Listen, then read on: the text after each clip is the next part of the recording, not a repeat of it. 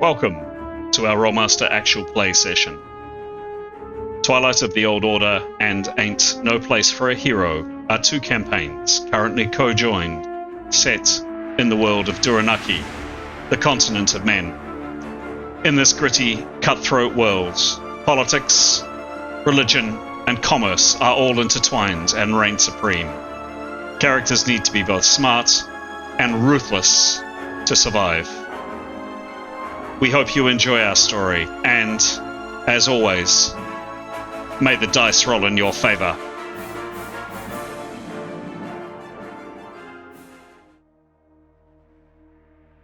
This is episode 130 of Twilight of the Old Order, and episode 107 of Ain't No Place for a Hero. Several days ago, the two parties reconvened and now find themselves undertaking a perilous mission on a forsaken, decaying, and long-forgotten island.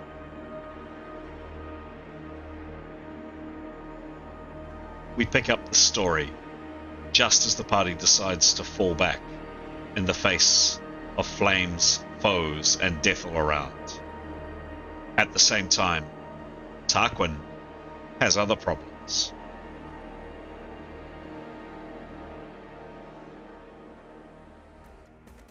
Hello, I'm Chris, otherwise known as GM Chance, and welcome, as it says on the screen, to our story, or more accurately, and as I now am saying pretty much every single episode we start, welcome to our stories. There are two stories, two campaigns, two tales that are interwoven, and those up on screen are the characters that will delight, titillate, and enthrall you with their escapades tonight. As mentioned, two stories. One of those campaigns is named Twilight of the Old Order. The second campaign is Ain't No Place for a Hero.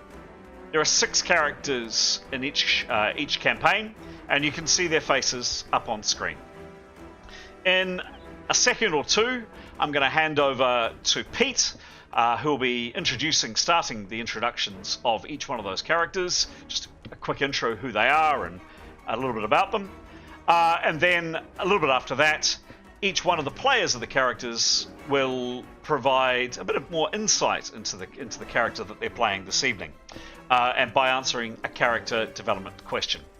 Just a quick heads up, we do have one player that's absent tonight, so Mason is unable to join us tonight, and Graham, who plays 4 of the characters up on screen, will be joining us, but later in the evening, and other people are very kindly covering for both those two players. Before I do hand over to Pete to introduce the characters, each one of these sessions, I just say thank you on behalf of us to our subscribers, to the people that follow us, to the people that basically write nice things, that give positive comments or helpful hints or suggestions or just encouragement. This is something we do for fun. It's a hobby. We get together every Wednesday here in New Zealand, most Wednesdays, and we play this game. We do it for our own amusement and our own entertainment.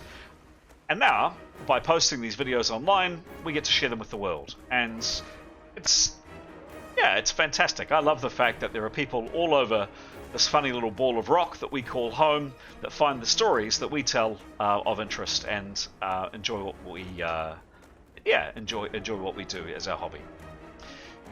A request from me and I guess from us to you, gentle viewer or watcher, if you've been watching these either for the first time or maybe you've watched one or two and you're enjoying them, you like the way the stories work and the people that are playing them, and you think, hey, this is a fun game to get to know a bit better, really encourage you. We'd love either a like down below or even better, a subscription. A quick couple of seconds from you on one of those buttons, or ideally both, really does help the channel grow. Thanks very much. Okay, with no further ado, Pete, over to yourself to introduce your characters. Take it away, Pete. Hi, I'm Pete, and in this episode I'll be playing Leif. Leif is a half-elf warrior mage, which means he uses weapons as well as magic. He's a friendly fellow, very empathetic and a really kind member of the party. Kia ora, I'm Mason, and for this episode I'm playing Demos. He's a very attractive, very hunky, very buff mixed man. Really great with his spear and shield, and he can whip out some swords if he needs to.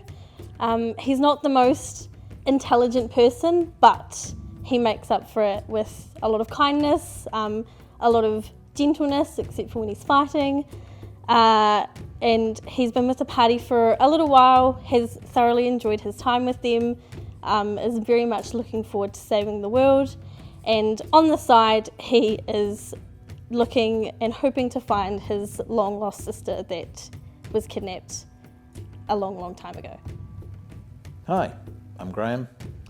I play Nyathanel Sherakir. She is a Magent, which is a mix of stealthy skills, fighting skills, and magic skills, mentalism, magic of the mind. She is a complex character, something of a religious fundamentalist who believes in assassination as a sacred endeavour. She keeps that well hidden, however. She is, however, a dab hand with a short sword and uses her magic and sneaky ability to good use in sneaking up on her adversaries. Hi, my name's Giles, and for this episode I'm playing Tarquin. So Tarquin is a young, ridiculously good-looking half-elf. During his early life and adolescence, he's been well-trained in the gentle arts of thievery, charming others using his remarkably good looks, and of course, violence. He is in his own way a religious man, and he's out looking for some understanding as to what's happened to his homelands. Kia ora, I'm Alex, and for this episode I'm playing Keros. Keros is a young North woman. She's a weather mage, a pretty powerful weather mage with some very cool spells. She's quite sweet and kind, a bit emotionally labile, but wears a heart on her sleeve and a strong moral compass. She also has a companion, a cat called Victory, who's a very important member of the party, and Victory was rescued, there's Victory, a wee while ago from impending doom. Hello, I'm Graham. I play Etienne Gilderflower. He is a genitrist, which is a type of paladin or holy warrior. He follows the teachings of Aphrodite, the goddess of love, and he believes that her will leads him on, and he makes decisions based on the dreams he receives or thinks he receives from his goddess. He has joined the party on a mission to, as he understands it, to save the old order, the world as they know it. He is a very charming, very good-looking man, a very eccentric man, speaks in riddles and rhymes most of the time, but he believes in a higher purpose. He's a very dab hand with a sword, usually found in full plate.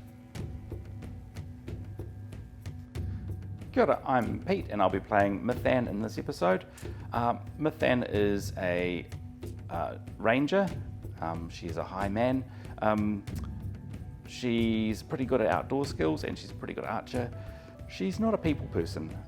She doesn't really care about people's feelings, although she's beginning to in this party. Hi, I'm Aidan, and I'm playing Grey. Grey is a very handsome half-elf who doesn't really believe in wearing shirts. He's constantly just displaying his body all the time, which, you know, he's got it, so he's flaunting it. He's got a bit of a tragic backstory. Pretty much everyone he's ever really cared about has been murdered brutally, but despite that, he's still a lovely guy. He's very caring, cares a lot about his teammates and also animals, loves animals, as he is a beastmaster, so he has the power to kind of, I don't know, not control, well, he can control animals, but he can also kind of interact with them and understand them and get them to help him do what he needs to do. When he's not using his magic, he is a bit of a dab hand with an axe. He is very good at chopping things, chopping enemies, and also good with a little bit of stabby and a crossbow as well.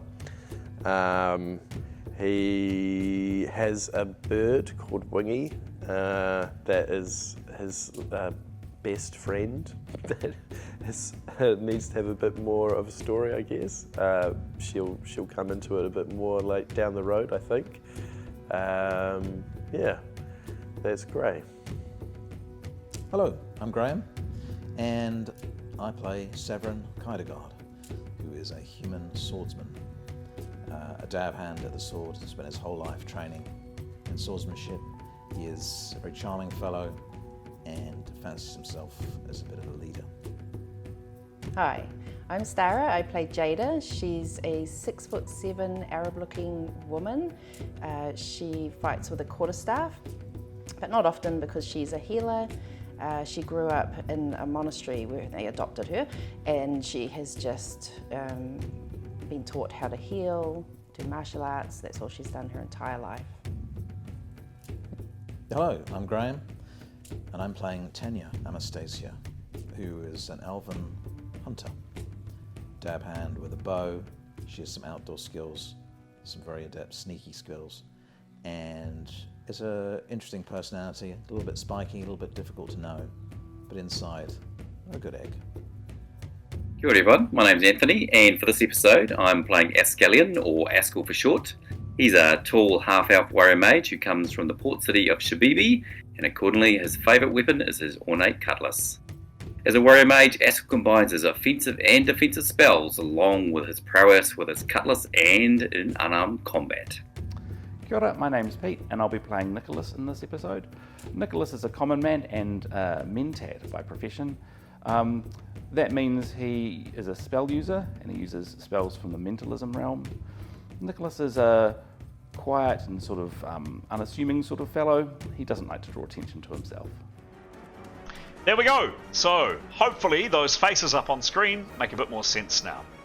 As I mentioned a bit earlier on, at the beginning of each week, I send out some questions, which the players have a bit of a muse over, a bit of a think, and then, as they're about to do now, answer a question, well, sometimes two questions. The idea of these questions just provides a bit more information, a bit more colour, a bit more interest, a bit more depth to the characters that they're playing. And tonight, taking us away with some questions is Aidan. Aidan is freshly back from some time overseas. Delighted to have you back, and take it away, please.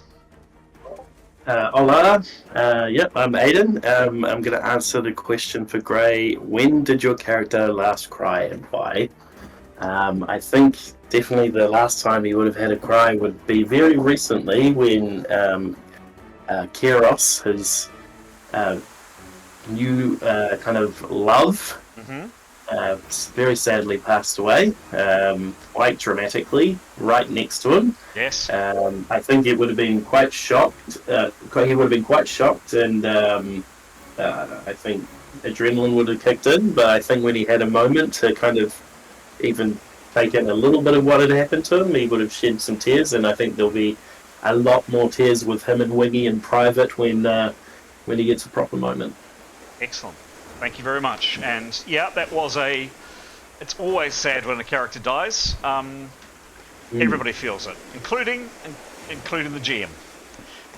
Who would you like to hear from next, please? I'd love to hear from Nicholas. Oh, thank you. Yeah, good to have you back, Aidan. Thanks. So the question I'd like to answer for actually all three characters is, if your character could take a holiday, where would they go and what would they do?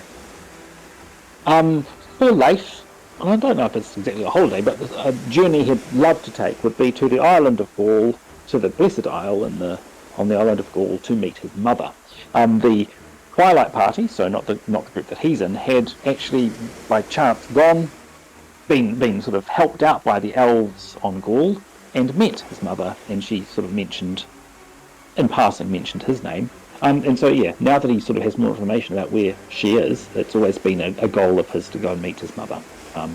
Again, not sure if that's a holiday, but that's a journey he'd like to take, definitely. For Mithan, she would like to take a holiday away from people, and she would go bush. She would go into a wilderness somewhere, sort of be learning about it, and because that's her jam. Just getting in touch with nature, and all. She doesn't mind what sort of climate, really, what sort of biome, just wherever, but away from people.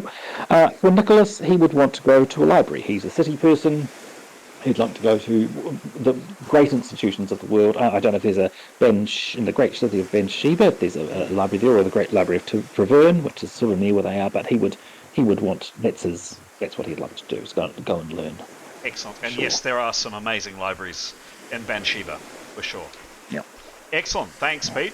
Who would you like to hear from? Can we please hear from Stara? So Jada, the last time Jada cried, also of course when Carius died, she at first sort of was shocked, didn't know how to carry on, kept sort of just thinking this can't be, in denial. And then now that she's sleeping, she's dreaming about Carius and all the happy times, and regrets, not saying things could have said or done. And then there's a bit of anger building of like, we've got to make these people pay. Whoever did this, and but also worried like anything we do, we could also die. So just she's starting to like contemplate the meaning of life. Like, why are we doing all this fighting? We could all die at any time, and just getting all philosophical. Quite understandable in the circumstances. Thank you. Who would you like to hear from, please? Can we hear from Tarquin?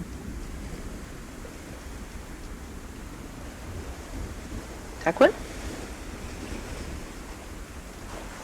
Hello, Giles. I think I'd answer the same question. When did your character last cry and why?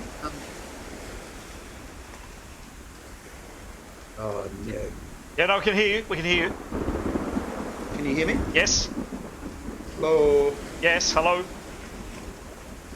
Hello. Hello? Can you hear me? Yes. Can you hear me now, Chris? Yes, we can hear you. Hi, jolly good. Sorry, don't know what happened there. It's always the way. All good. Tarquin's question me, when did you last cry and why?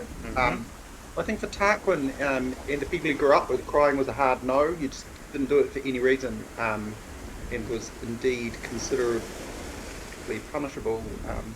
He had the unfortunate experience of seeing one of his friends killed, and indeed that's what led him to leave his family grouping. Certainly he shed a few tears then, and it's really got him thinking about some of his upbringing. Who have we not heard from? Demos? Alex? Hello. I'm going to answer for Etienne, hopefully well. So I'm going to answer the really fun question of, let me find it, if you could go on holiday, where would you go and what would you do? So I think if Demos couldn't get away, he might pop down to the local tavern and see what night disco night's on. Oh, sorry. On the notice board. Etienne, you mean? What did I say? Demos. No, Etienne. Yes, cool. Etienne. Yep. If he had a chance to take some annual leave from adventuring, I reckon he'd end up on an island somewhere. I reckon he'd be an island guide. I'm sure you can get some island armor. And I think it would be an island where you could party. I reckon you could attend art galleries. I reckon you could do like drink and paint sessions. I think you could partake in whatever you wanted to partake in, whether that's, art, architecture, all of that beautiful stuff, or you can just get on the floor with the beautiful people. And I reckon he'd have a rip snorter of a time there. Excellent. What does island armor look like? I just think it'd be like shorter, like shorts and t-shirts, but in armor. I feel like he's got some island armor in the wardrobe. Do you know what I mean? In case like Ibiza calls and he needs to head over for some R&R. Excellent. Excellent. Well, when Etienne's regular handler joins us later on, we can ask him that question. Very good. And my thanks to you for picking up a character tonight. And I should have said that. Pete, you're filling in for a couple of Graham's characters too. Thank you. Who would you like to hear from now? Anthony, please. Anthony. All right. For Eskel, following on from Tiana, if your character could take a holiday, where would they go? What they do? So Eskel would definitely like to go. He likes warm, doesn't like cold, so he wouldn't go anywhere near that. Something warmer than what he's used to.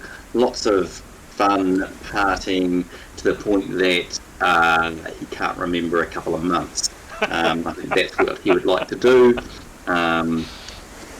Maybe in a little bit of trouble here and there, but yeah, just generally not be able to remember the last couple of months, but just know it was a freaking good time.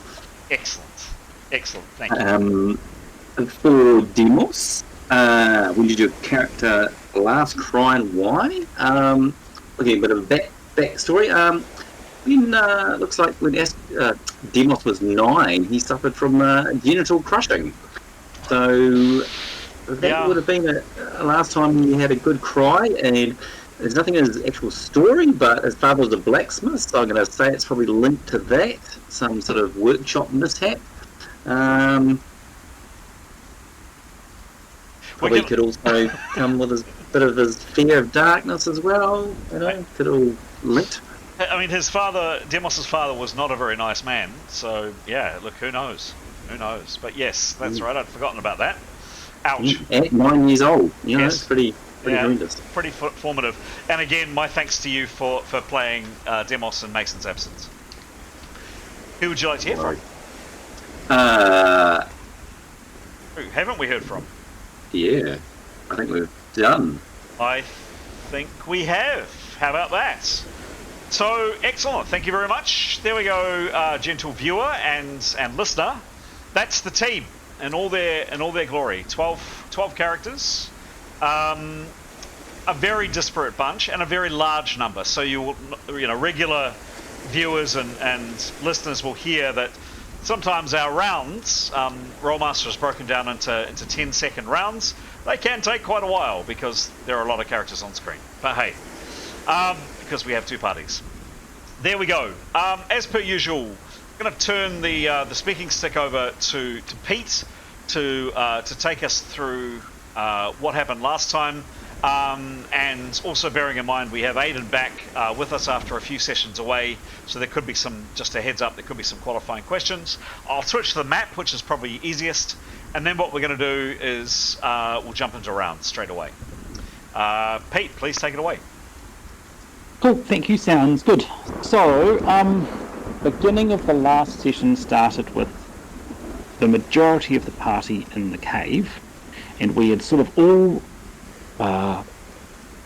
rushed in there, and then some people have been just damaged by an acid ball, but we got in there and we were sort of preparing, right in where the arrows are, right in the back there, a lot of the fighters, and we're going to try and squeeze through a gap and perhaps break into the space on the other side of those boxes. In preparation for that, Neathanol did a really nice acrobatics maneuver and sort of jumped up on the boxes and then jumped back down before someone could get to her and called out the number that she saw, the number of enemies in there, which was 13 or so people, and they would have all been fresh, or I think there was 1 injured. So that was a bit daunting. Based on that, decision was we were quite keen to withdraw. During this time, another part of the party, there was Gray and Demos. They were helping Askel, who had his arm broken and I believe had passed out. They were helping him get up the beach. Not sure how far off from the end of the beach they ended up being, but they were working their way down there towards the far end of the beach. Back inside the cave, as we were sort of preparing to perhaps continue to push our way through, the enemy lit the oil which we'd noticed was on the floor. There we go, in a great big line of fire, and one of a very strong fighter of the mercenaries that we'd joined up with was engulfed in that. The other, Leif and the mercenary leader actually managed to escape, jump out of the way of the fire, but with the loss of that fighter, I think the decision was fairly well made for us that we wouldn't be able to force our way through, and that it was looking pretty grim. So we decided to call the withdrawal, and started to pull our people out. Neathanel grabbed Severin and was sort of pushing him along. And as she tried to exit the cave, she got a shot in the back of the head. Her helm saved her, but she's been knocked unconscious. So she and Severin are sort of lying just at the mouth of the cave. Our mercenary friends dragged their leader out because he collapsed on the way, and have got Yonton between them, I believe, and Mithan is on her way out too. Tanya is, at the current moment, I don't remember exactly what. Oh, did she? I think she got shot by another arrow, but she's trying to cover our escape. Leif made it out. Etienne is outside the cave. Yeah, I think so. We're planning to withdraw. And Demos and Askel are working their way up the beach with. Demos and Grey are working their way up the beach with Askel, but.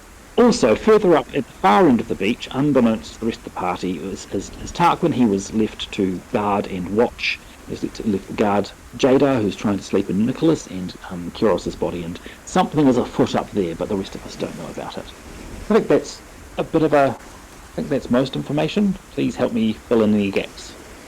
Yeah, well done, Pete. Probably just a couple of other last pieces from me. Yes, indeed, Yonton, the mercenary captain, or whatever he is unconscious and being dragged out by this person and this person. Neathanel was unconscious, as mentioned. This one of the team here was killed, was shot. So one of the mercenary team was basically shot through the head, and is pretty dead, very dead. Oh, hang on, have I got the right one? Yes, I have. Another of the mercenary team, this woman here, was badly burnt by acids. She's doing a lot of screaming last time she was here. And she then collapsed and passed into unconsciousness. You don't know if she's alive or dead, but she's definitely out. So you've got her out. This person here that's highlighted very, very dead. Neathanel unconscious. Severin not feeling great, but one more round and he's up. And Yonton out of action as well. In addition to Askel being unconscious. I did a little bit of research in terms of how long it would take these two characters, so Demos and Grey, to head down the beach, and they didn't get far, by the way, because we only had a few rounds to play. So I did ask the question. I asked AI, how long in minutes and seconds would it take two strong men to carry an unconscious man weighing 160 pounds, 378 feet over rocky, wet, moderately blah blah blah terrain? The answer is approximately 6 minutes. So Askel isn't massively heavy, and both Demos and Grey are very, very strong, but the terrain is pretty uneven. You know, he's quite a weight. They've got weapons to carry as well. So they're going, as you can see there, not at a huge pace. Probably one last thing to note. Demos elected, when he picked up Askel, he probably didn't have much of a choice. Demos dropped his spear here. Other thing to note, Etienne picked up the sword that belongs to this person. This guy was shot by one of the party a bit earlier on in a previous session. His body's in the shallows, and it was a pretty easy task of Etienne to reach down and pick that object up. I think that's pretty much it. Any last questions? Anything that's not clear? Anybody want to know where they are or what's going on or anything at all? Please let me know. Yeah, just a question, and sorry, Starry might be wanting to ask the same thing, but how long has Jada been asleep?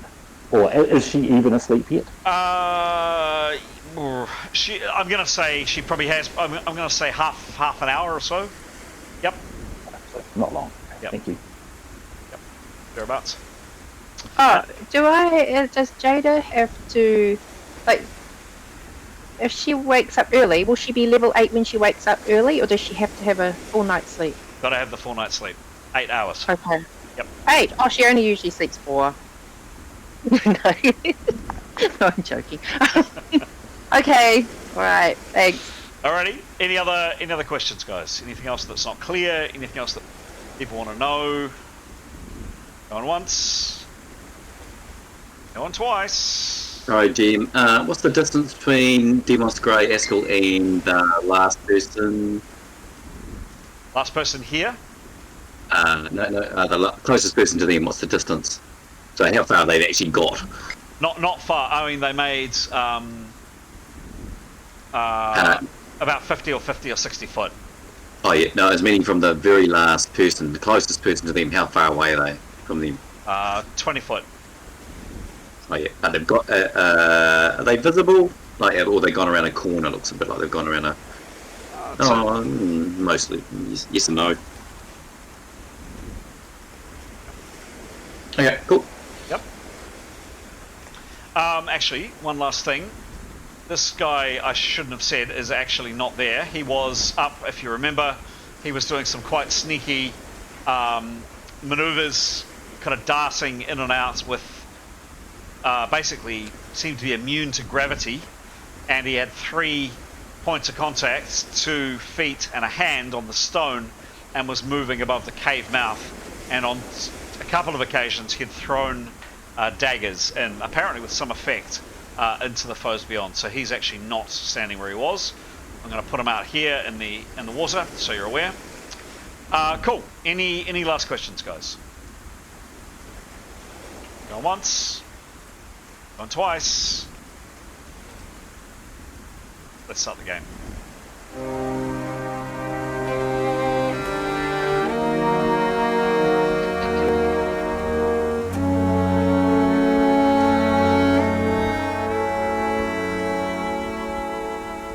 So we're going straight into rounds. I'm rolling initiative. Is there anybody needing to make a change to initiative? Going once, going twice, gone. So saved, and we're off. And please remember, if I'm a little bit quiet, there are a lot of characters up on my screen. So if I'm quiet, I haven't just dropped off to sleep. I'm just simply scrolling through other characters. Okay. Next. Let's have a look here. It's Krista, number 4. Yep.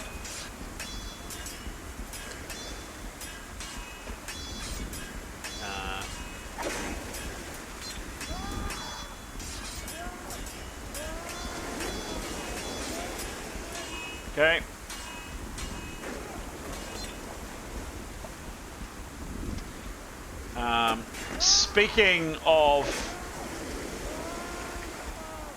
Speaking of this person here,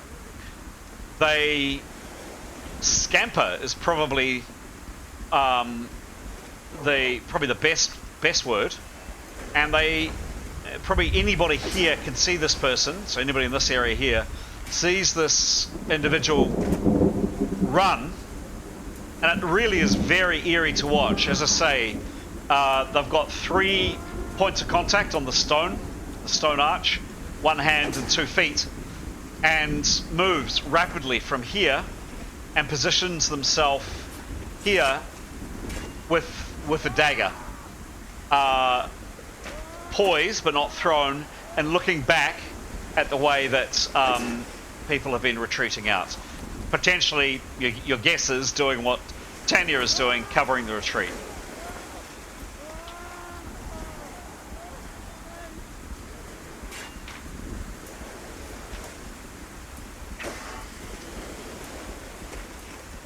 Okay, definitely not. Askell's unconscious.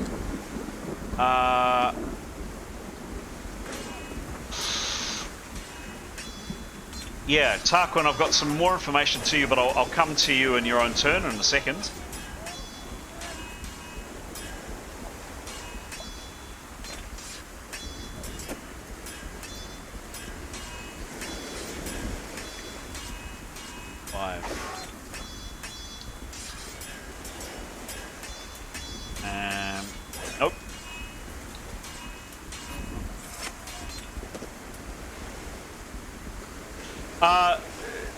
Tanya, you do have. Who's playing Tanya? Pete, help me out here. Yeah. I'm pretty sure. Did she still have an arrow on the string? Because I didn't put it on for initiative. In your read, we went through injuries and stuff. You said she was stunned. Yeah. Yes, I did too. I did. So yes, she was. Otherwise, I would have said that she definitely had an arrow on the string, or she would have reloaded, I'm sure. But I believe she can't fire this turn because she's stunned. Correct, and I'm remembering the reason she was stunned. She fumbled. That's right. Yep. That's right. That's right. So, Tanya, you see this. Somebody, a face with a bow appears here with the aim of taking a shot, kind of leaning out and taking a shot. However, the person with the dagger, who I described was up here, who moved a short distance and has the dagger ready, will get a throw on that person.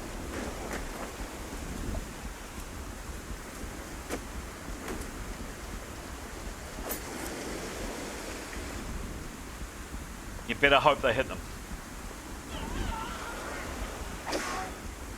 What's the distance? Distance is 20 foot. Okay.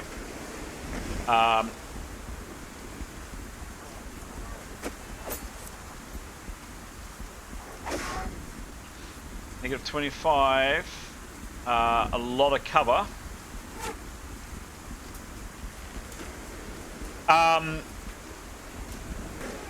Tanya, you see this.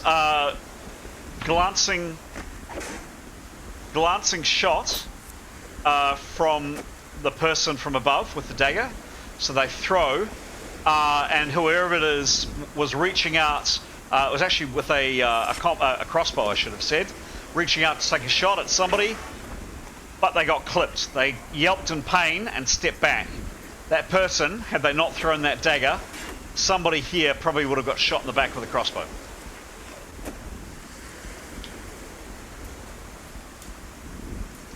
Etienne. So Etienne, you've staggered outside. You're not an amazing.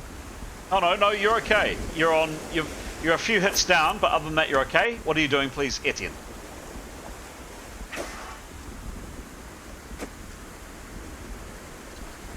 That's you, Alex. No, I knew it was me. I was just talking to myself. Sorry. Sorry, can you please tell me where Etienne is? Yeah. Yeah. So my instructions were clearly given to get out and get to the boat.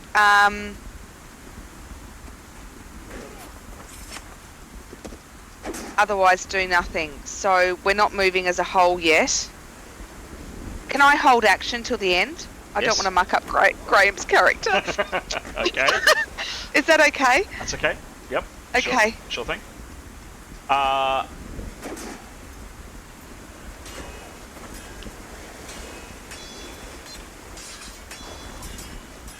right.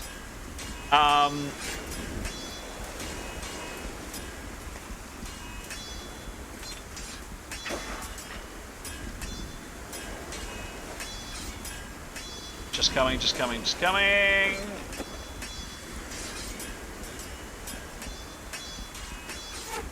One, this one's... There we go.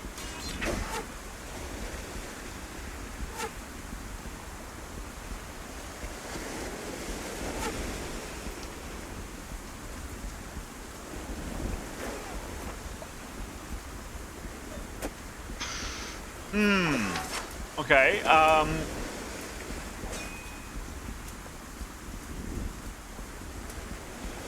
Nope, okay. Moving on, nothing. Leif. Yeah. Leif is going to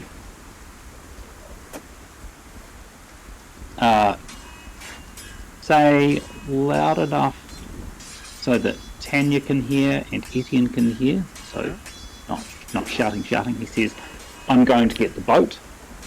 and to bring it to the shore, and then he's going to run up the beach. And if he sees Haskell and Demos, he'd want to stop to talk to. Well, he'd want to call to them as well. And then I'd like to just figure out what he considers to be the quickest way to get to that floating boat. You can see it very clearly. It's here. Yep. So he'd run to Demos and Haskell. Say, we're withdrawing. Yep. Leave Haskell here. We'll load him into the boat. Basically, go get the others. Go get Tarquin. I mean, he's not meant to give orders, but he's making suggestions. I think we should. And then he'll sheathe his sword and he'll wade into the water and make the swimming out to the boat. Okay. So he runs up. I'm not going to ask you for a running maneuver. He runs up, short distance. What is that? 17 foot. Yep. He passes that information on, so that's another, call it 10% of his action. Sheaths the sword for 20. So call it I don't know, 60% action left. One question I have for you, Pete. Your character is aware that something is... your player is inadvertently now aware that something could be happening elsewhere. Your character is not. The instruction he's given about these two characters going and getting others, is that something that actually Nicholas, Leif would do? Yeah, well, especially knowing the distance and how long it's going to take for them to... So the idea is to load everyone to the boat. We either have two stopping points to the boat, which seems would take a long time, or we move people to where the boat's going to come. Yeah, just want to ask, and just tell me. Yes, he would, because he knows it's going to take them 6 minutes to get down the beach, when they can run down the beach in a minute to get Jada and Nicholas and Keros and Tarquin to come back to where the boat's going to land. Makes more sense for them. Yeah. Right. Okay. And then, so with his remaining 60%, what's he doing? He is going to wade out and swim to the boat. He would like to be as under the water as much as possible. He's aware there might be bow fire from above, but yeah. Okay. What gear is he taking with us when he goes out to the boat? He's got a sword in his. And what's he encumbered with? He's unencumbered, but he has got his pack on. Okay. And actually, will that make it more difficult? If he can. Okay. Yep. Well, he'll drop his pack. Is it mainly his pack that'll make it tricky? Yep, and I'm assuming he's left his bow somewhere as well, and arrows. He doesn't have a bow. He doesn't have a bow or arrows. Okay, I thought he did. Doesn't have a... No. When we got to... No, he hasn't for a little while. I can't remember exactly why. Okay, cool. So taking. He'll drop his pack and make note of where it is, and yeah. Okay, so shrugging off the pack.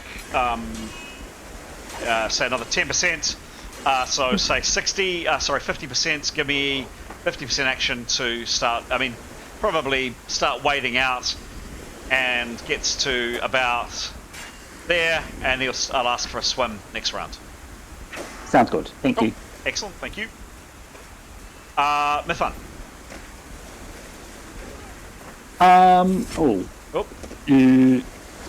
Does she... 10% action. Well, no. Does she notice Demos's spear? Does she notice Demos's spear? Sure thing. Give me a perception roll. It's unmasked. It'll be a.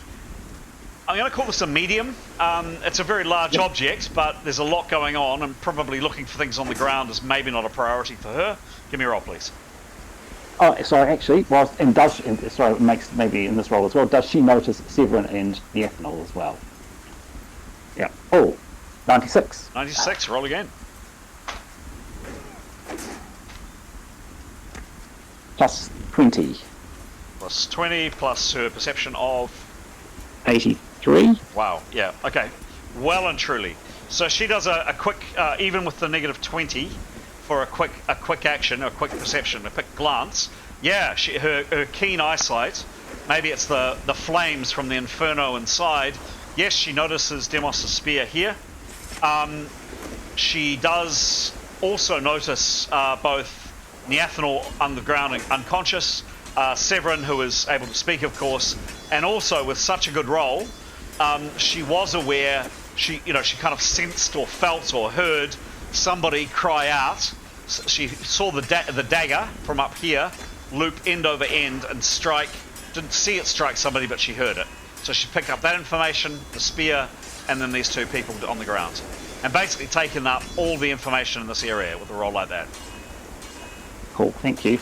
Is she aware? She is aware that there are archers up there. Does she hear? Okay, yeah, she's heard everything she can. Cool.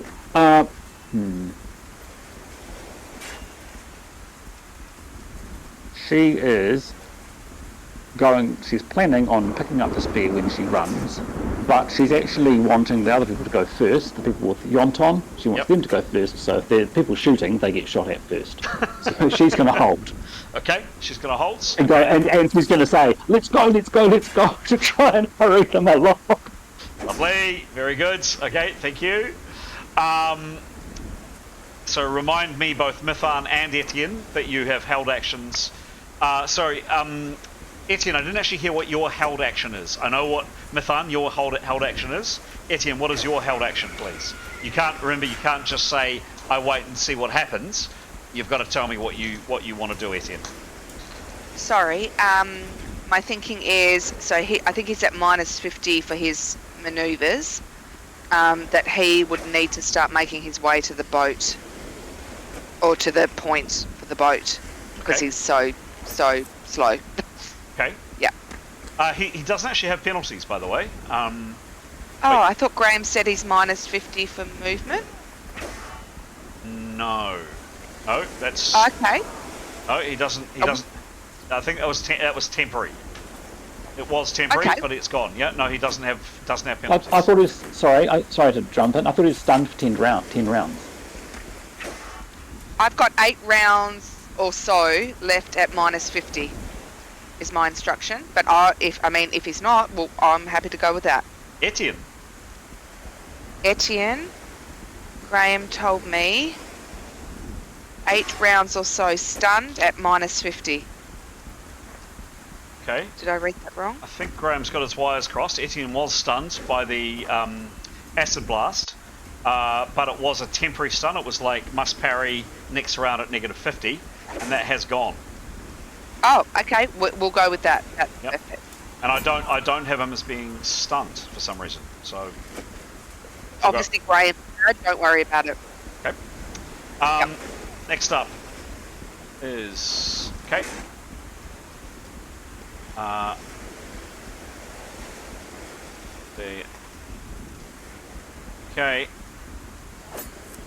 this chap here kind of stumbles along. He's really not in great shape, but makes a bit of distance. Demos, you've just heard Leif come up, say that to you. You're currently carrying Askel's inert body, along with Grey. What are you doing, please, Demos? Demos will have to stay to Grey. Okay, let's leave Askel here. You stay here. You're injured. I'll run ahead to Tarquin, and that's basically what he's going to do. Okay. So that's what you say. We'll come to what Grey does in a second. So basically, tell me what Demos does, please. Yeah, he's just going to run down the beach towards Tarquin as far as he can get. Okay. What speed is he running? Jog. Cool. So can you tell me what 1.5 times his distance is, please? 1.5 times the distance. Hang on.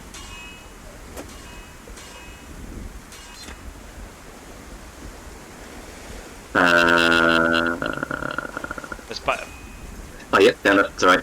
So it's 65 walking, so it'll be 97. Cool.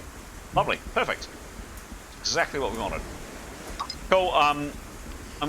You will note, by the way, guys, just to speed things up, I'm going to increasingly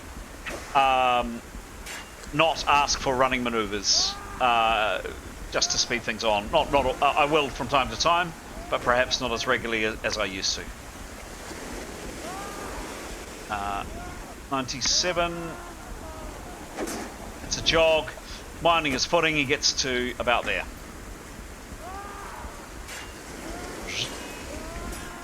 Okay. Excellence. Thank you. Next up, 23.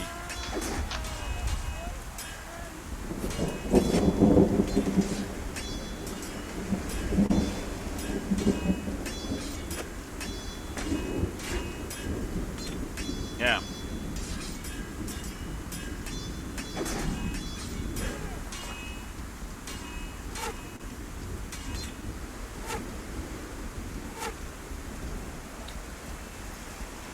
So maybe give Mythan a prize for being callous or sneaky or smart or whatever you want to say it.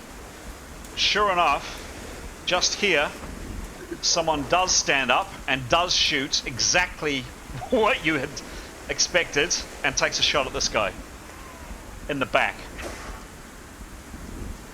with a crossbow.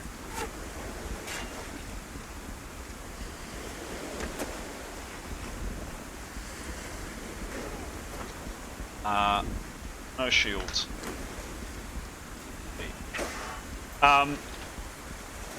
Very fortunately, it's a glancing shot. This person here already taking damage from, and you can still smell him, Mythan. You can smell his burning flesh. He's still taking damage from that acid bolt just recently. You see this crossbow bolt streak down, but it's a poorly aimed shot. Probably the person concerned was not aiming particularly well, just leaning out and taking a quick shot, a glancing shot, and it doesn't look like a severe injury. Tarquin. Can I please ask Tarquin for you to join me in chat room 1?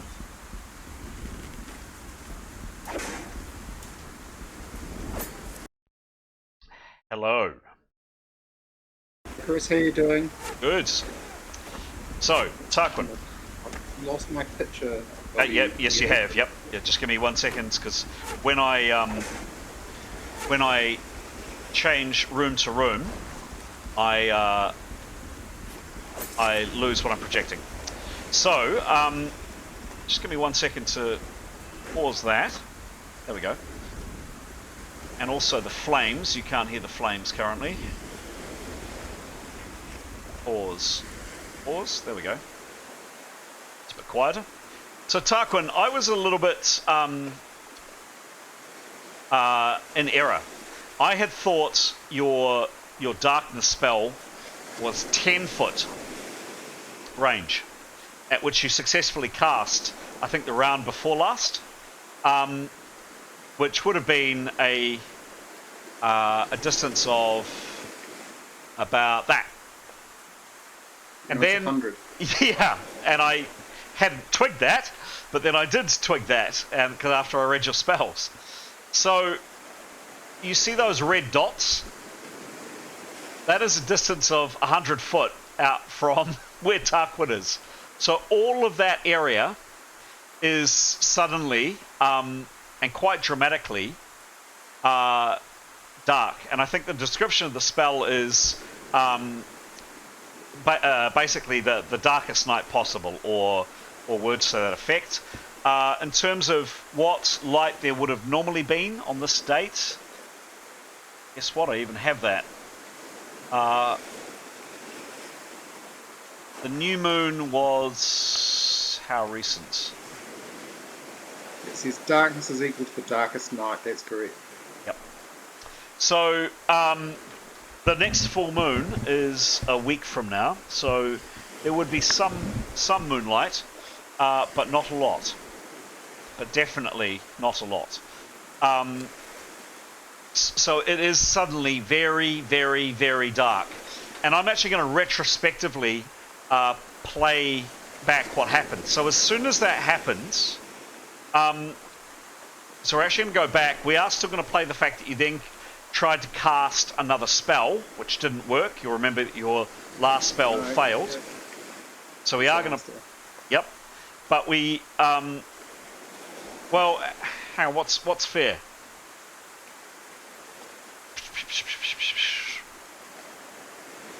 Because of the mistake that I made about the distance and the range, and entirely my mistake, it does affect what happens.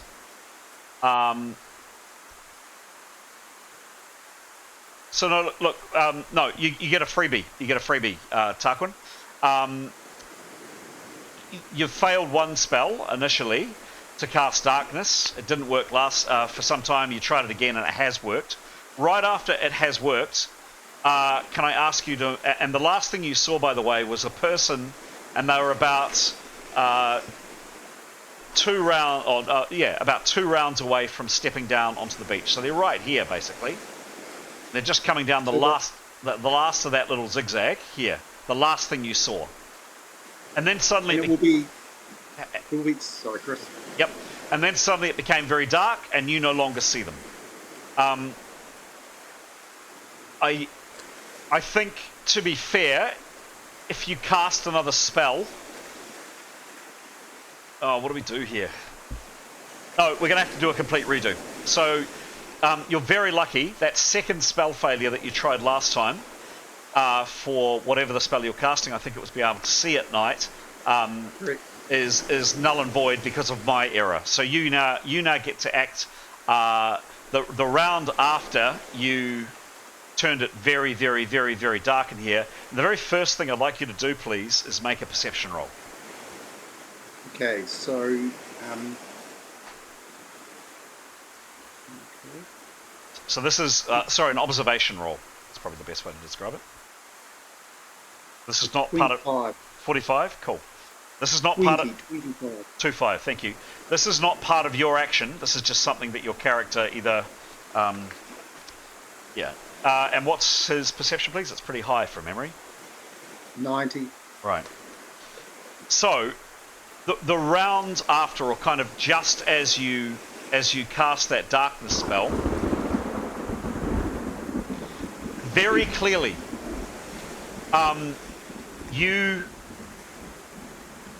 you hear someone gasp, and it can't be the person up on the wall, because the gasp comes from here.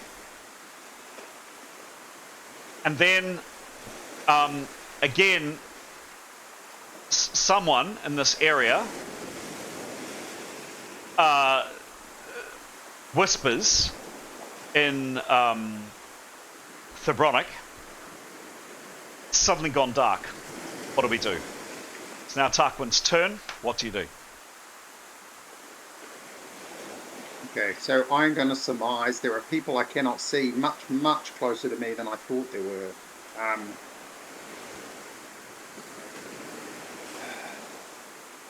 How much of an action is it to draw my sword? 20%.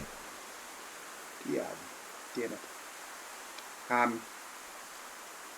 I think he has to snap cast night vision. Oh, hang on a second. He didn't see them before. Night vision won't have him see them now.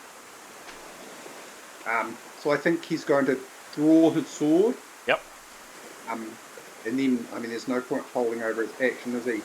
He will know that he's slightly to one side of his sleeping charges. Yep. Essentially what he's going to do is duck down and move as close to be covering them as possible with his sword out and ready to strike.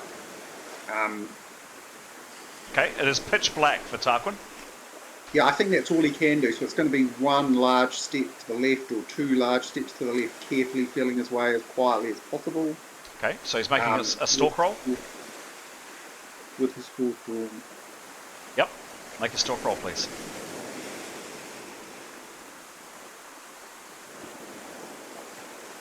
$13. Hang on, I'm going to have to quickly... I keep my screen beautifully set up.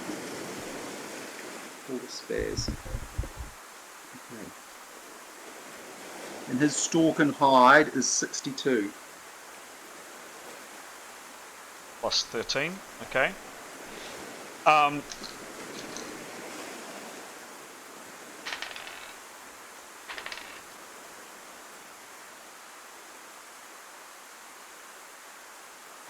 Okay.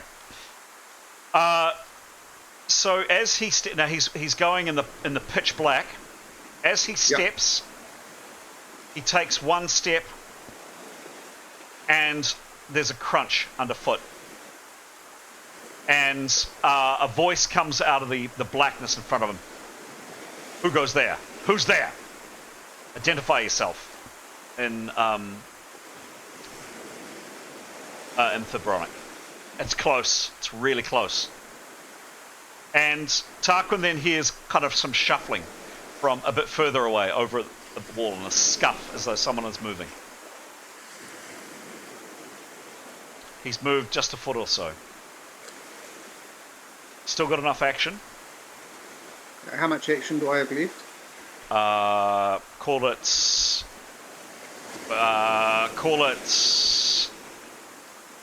70%.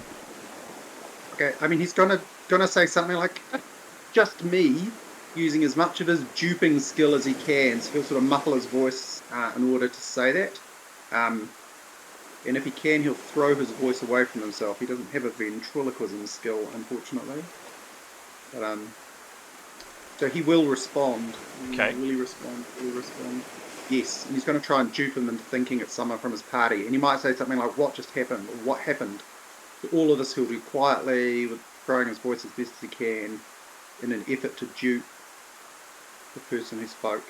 Okay. He's going to keep his sword up. Okay.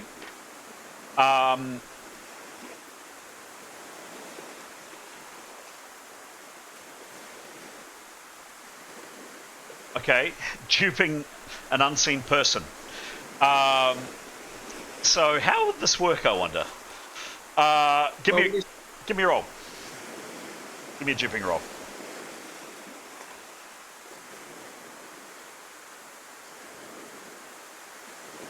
Uh, 19. 19. What's his duping? His duping skills 96. 6. 96. Yeah, 96. yeah, 96, sure. With a very, very, I hate to say, but with a very, very, very healthy negative 40 to the roll. Yeah, I mean, in this situation, yeah, not good. Okay. I can't see you, says a voice, but I will find you. Go easy on yourself and surrender now. And the sorry. By the way, I just realised the voices weren't in Thebronic. They were in Westron, which I do believe that Tarquin speaks. Yeah, he speaks Thebronic too. Yep.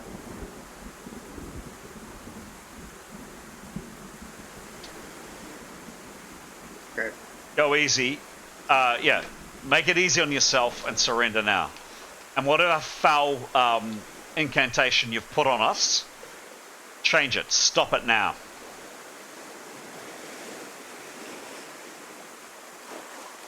Okay, well, the next thing he's going to do is prepare to cast night vision. Okay. So that's going to be another round, I guess. Yes, it will. And just at this point, there's a step, and there is in the pitch black, by the way, complete and utter pitch black.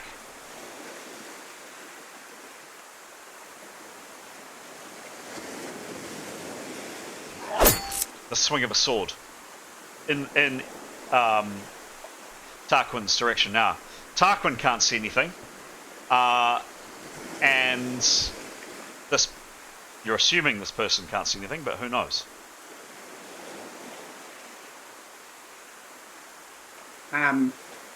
We will be through this round now, won't we, Chris? Yeah, we are. I think we're going to play a couple of rounds here. Okay, in which case he's going to prepare to cast night vision. Check. End of this round. He's got 10% left, hasn't he? Hang on a sec.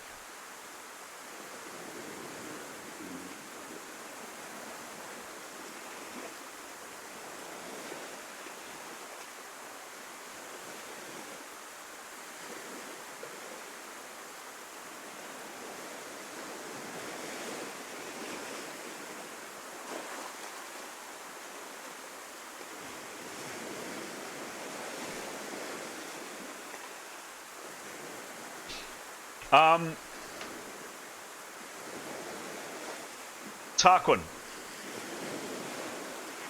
You don't get your DB because, of course, you can't see it coming.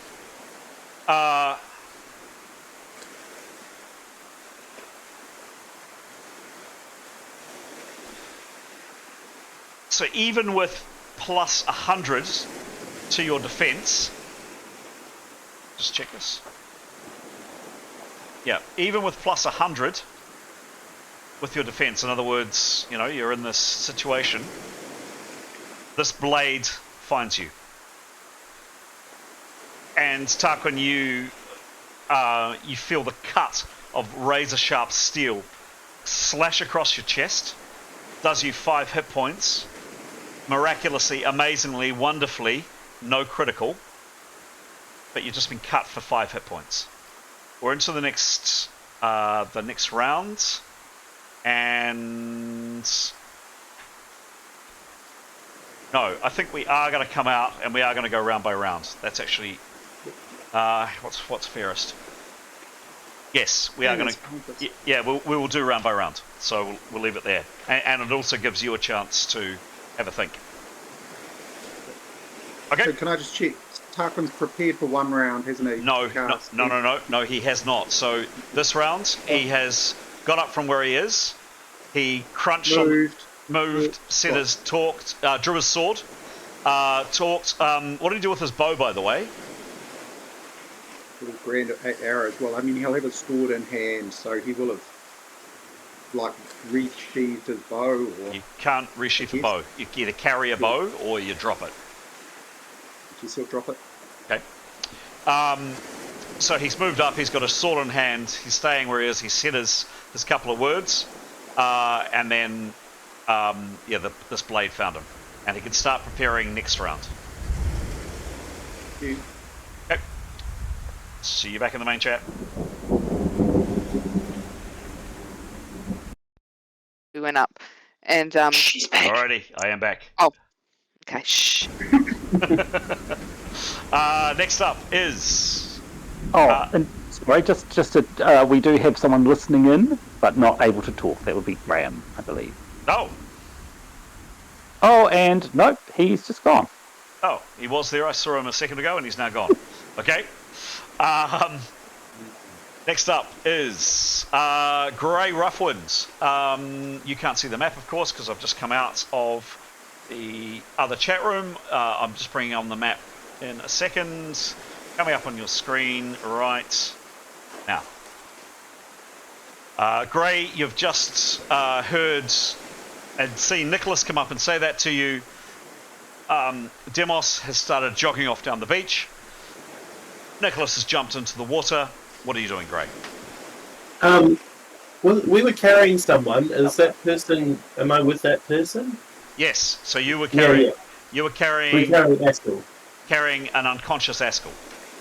Right. Well, I don't think he'd want to leave Askell. So he'd probably try to get in a defensive position to just kind of protect Askell, and he would want to use some. Sorry, my brain is still on jet lag mode. No worries. No worries. What do we call it? What do we? Parry. Sense some things? No, we want to. Oh, yes, that's it. No. Oh, damn. What is it? General perception. Perception. He'd Yeah. like to perceive, and then yes, maybe he'd be ready for parrying as well. Cool. Yeah. Give me a roll, please. Will do.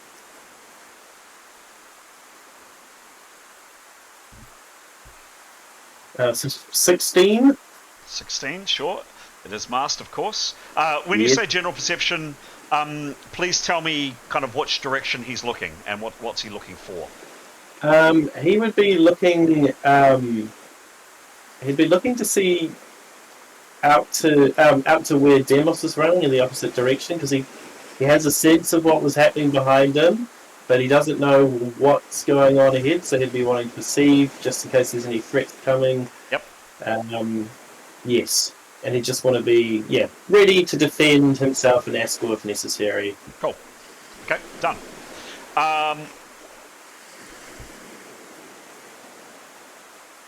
Okay. And, oh goodness, can you roll again, please? Ooh, yes. Exciting. 58. And what's his perception bonus? 38. Okay.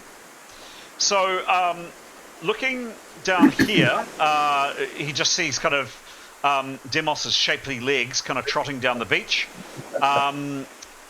This way, you can see kind of the glow of the flames coming out, and a collection of injured or people helping injured people staggering down the beach. That was a really good roll, Gray. And as you turn your head around to kind of check in this direction, you notice something. So looking out to sea, and again, Aidan, you haven't been here, but looking out to sea, some time back, this vessel hoved into view, and it anchored some distance away, maybe as far as half a mile away, maybe a bit more, maybe probably a bit less, but out in the bay. It had lanterns. You can see where the cursor's moving all the way around the sides of the ship. And what you notice, Gray, when you just happen to glance and see this, is out here where the ship is, and it's out in the bay, there are some longboats that appear to have come from that ship and are now moving in your direction. 3 longboats, do you think? Maybe more.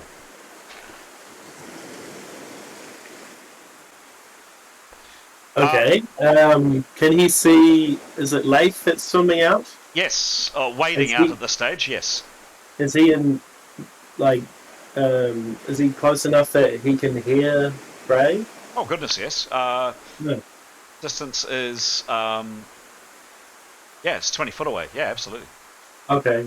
He would want to say, just so that Leif can hear and anyone around him can hear, but not too many other people. Long boats coming 3. Is that him? He's only allowed 3 words, or is he allowed more than that?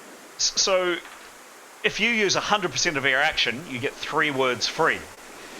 Okay. If so far Gray has used up 30% to have a look around, so he's got 70% left, so he can say effectively as much as he wishes.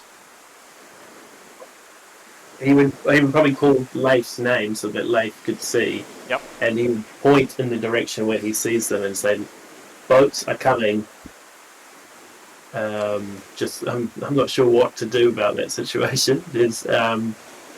But yeah, boats are coming, so maybe he needs to go faster to get those other boats that are moored.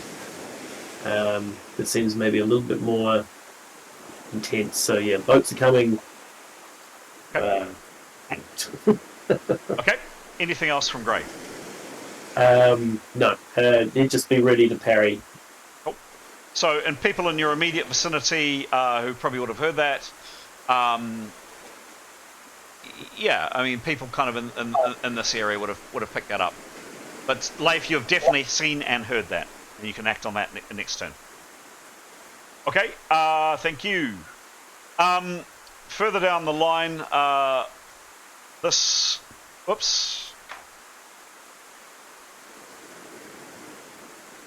guy here is kind of shuffling, half dragging really, past you, Etienne. This woman, she had been screaming quite a lot last turn because the acid had been eating into her flesh. You could kind of, and Etienne, as she is dragged past you, you smell her.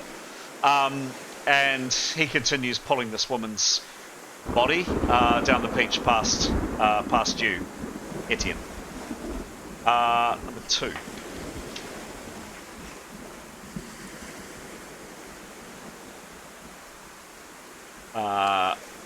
I'm here. Yep. Etienne would like to move Neathnal from the cave to the boat. But could he please wait to move? Yep.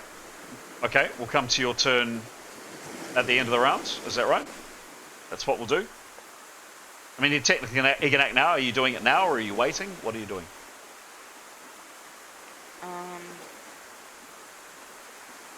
And I don't know if Etienne is aware that Neathanel is down, to be honest. In fact, he's not. Oh, okay. He's not, because... Okay. Because... that is Etienne's field of view. Oops.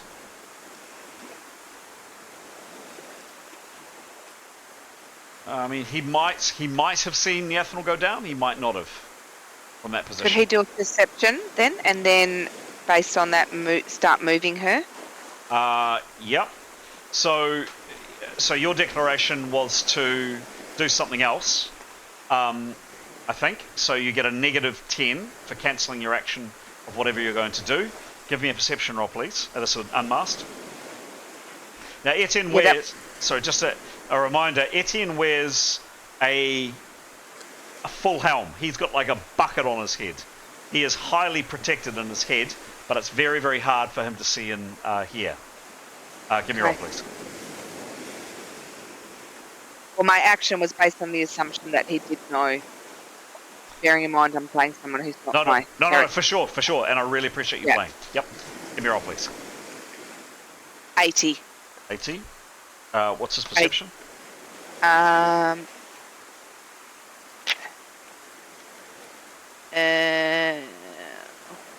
it's the nice fancy sheet. Where's perception on the new fancy sheet? Perception. General perception, perhaps? Sorry, just bear with me. General perception. Where is it?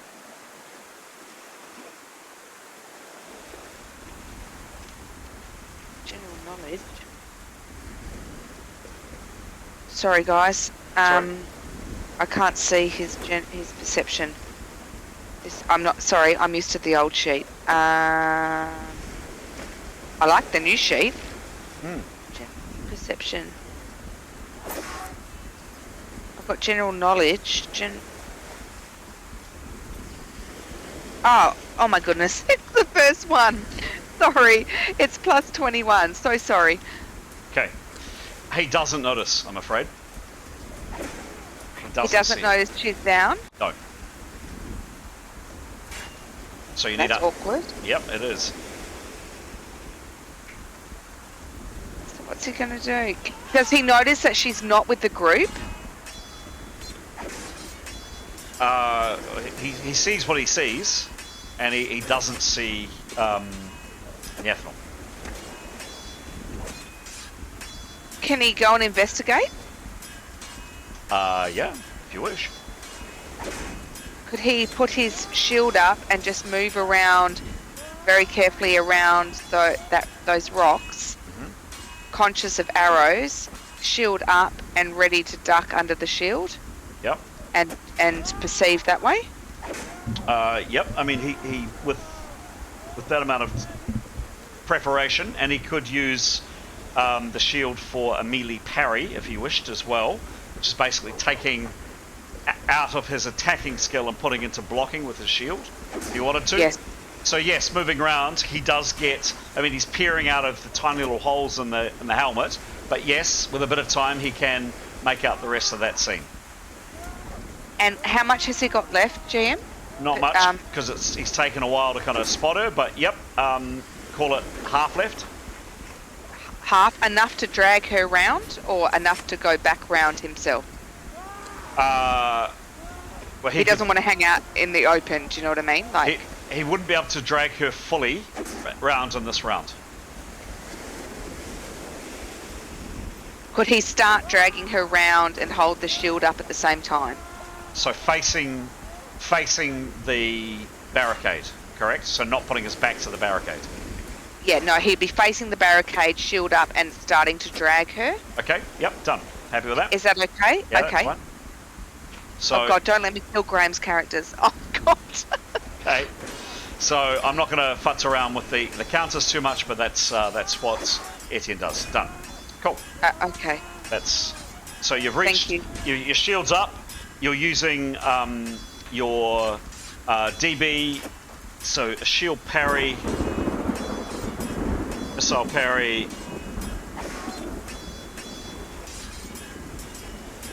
Do you want me? Am I to look that up? Sorry. No, I've got it. Okay. But if you want a missile parry, this is the way to think about it. You have 100% action. You can subtract a certain amount of your action into blocking with your shield. So in other words, you could drag for 80 and block with 20% of his skill with his sword. So the idea is you're transferring your skill with your sword into using your shield to block an incoming arrow. Yes, definitely want to block incoming arrow because we're not fighting. So Right. I definitely want to do that. So for next round, you'll need to decide what percentage of his activity he's dragging. So he'll be able to drag her less, but he'll be able to. But what he doesn't use for dragging, he can use for blocking. So What's a good ratio? well, that's up to you to decide. Oh, but any guidance on that? One that'll keep you alive. Thanks, GM. No problem.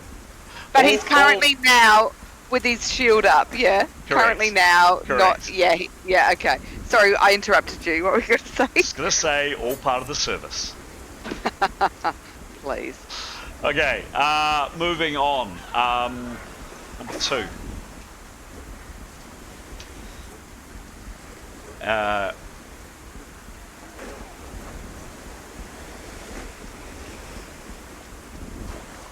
Okay. Next.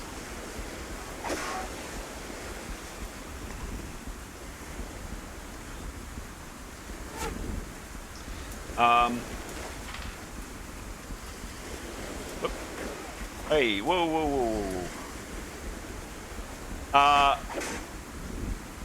So, that's a very jumpy map. There we go. So this guy with Yonton's body and this woman managed to make some progress, not very much, but they managed to move through your companions and get to about there with Yonton kind of dragged between them. He's scraping on the ground. Can I jump in now from the fence turn? Yep. Yes. Can I check her? I'd like to check the activity. The ultimate thing is she wants to be around the corner. Yep. With Severin's body, who's floating, so she just push him or drag him. Yep. So she wants to be out of sight from the archers, around the corner with Severin's body by the end of her turn. Does she have time to go and pick up the spear from the ground for 30% action? All right. So I'm going to say I've been saying I'm not doing a lot of rolls for running, etc. I am going to in this case. I would say that you, with 100% results, you can get to Severin's body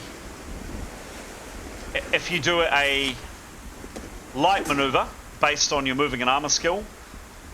And 100% results would mean on a light maneuver, you can get to Severin's body and yourself and move both yourself and Severin around the corner, no problem. If you want to take a detour, you've seen the spear. It's only for a second or two more, but it's enough time. It's a heavy object to grab, to reach down, pick it up. You've also got a longbow in your own hand, and then go to Severin. I'm going to say it's going to be a hard maneuver. And again, if you get a 100% result on the hard maneuver, you will have been able to get yourself, Severin, the spear, and yourself around the corner. Your call on which one you want to try. No, sorry, I don't know what the ability. I think there might be a special spear, but I'm not going to risk it. Okay. She's going to go for the light maneuver, please. Okay, give me a roll, please. Sorry, Demos.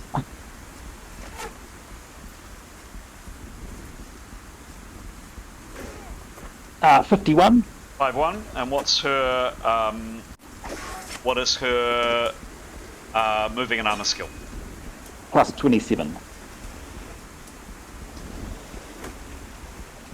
That is That is just 100%. Success. You push Severin's floating body around the corner to safety, and Mithan, you yourself get around the corner to safety. In the line of fire currently is these three companions here, kind of moving around the corner as best they can. And last person is Etienne with a shield up and with Neathanol in front of him. And Tanya in partial cover with her bow out. She will have to reload, I think, from memory. I can't remember the basis of the fumble. We'll come to that next turn. Yeah. Okay. Sure.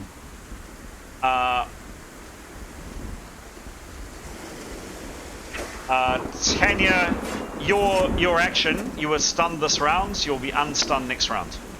You can speak, but that's probably but probably not a lot more you can do. She'd like to step out of the line of fire. Okay. She can't fire, so yes, if she can step behind the rocks, yes. around next to Severin. Yep, done. It's literally just around the corner, bunched up. Yep, she's out of the line of fire. Done.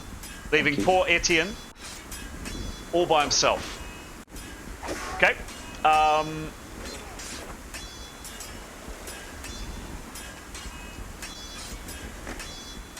And that is the end of the round.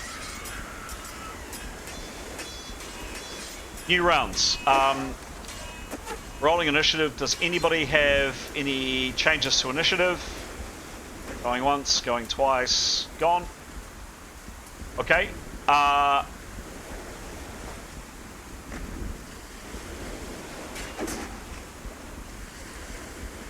Okay. No.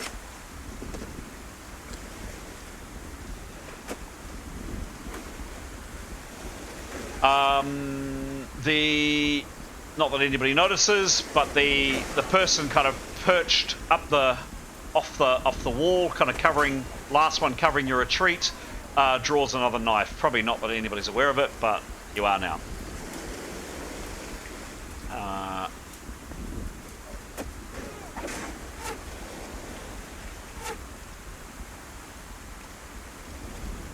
No, okay.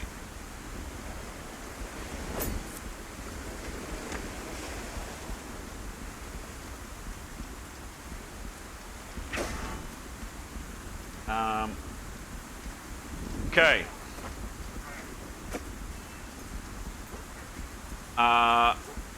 Basically, rinse and repeat the last time.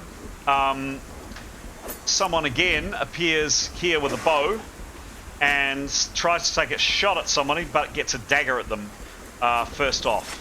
Let's see if the dagger hits. This could be quite important for you, Etienne. Keep your fingers crossed.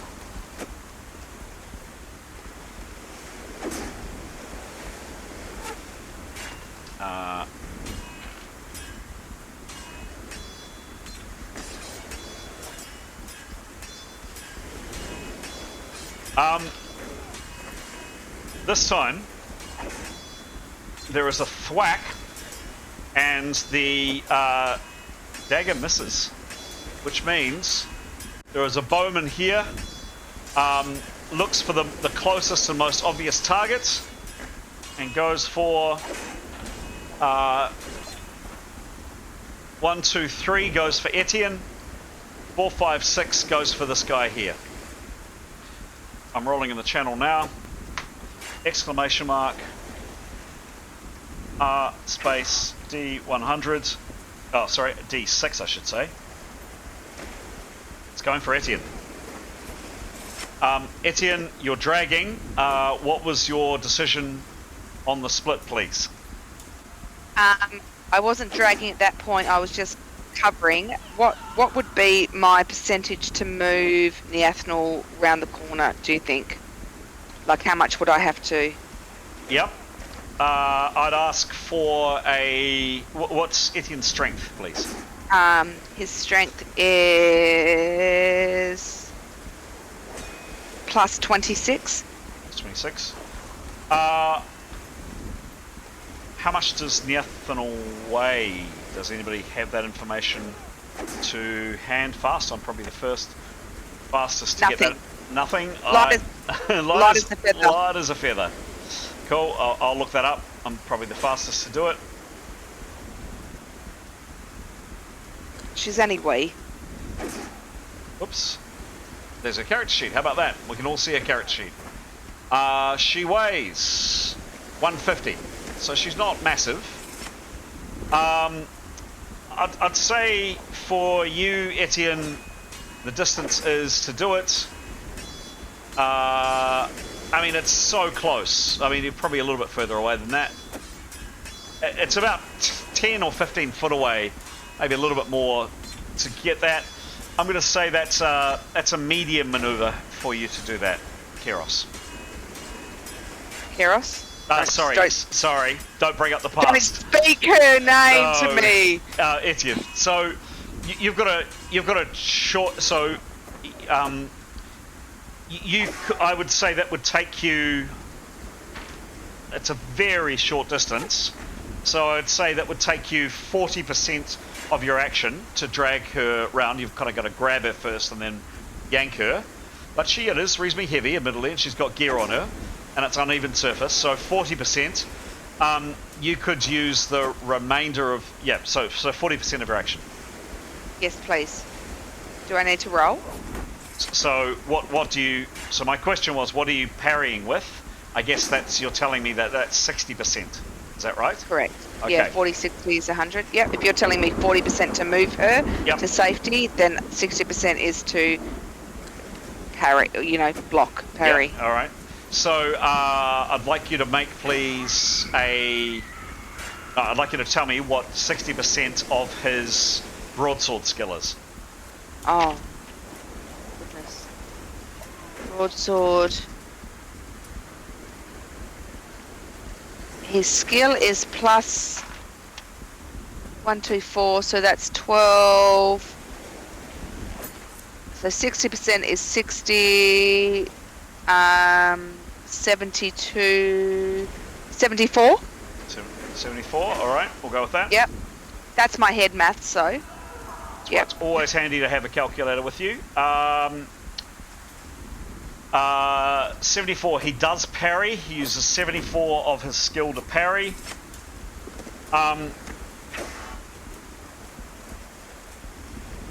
Maybe I got the maths wrong.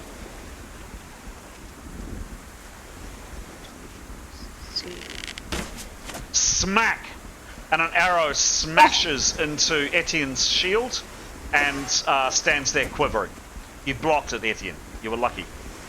Phew. And actually, can I just say, Pete has checked 74.4.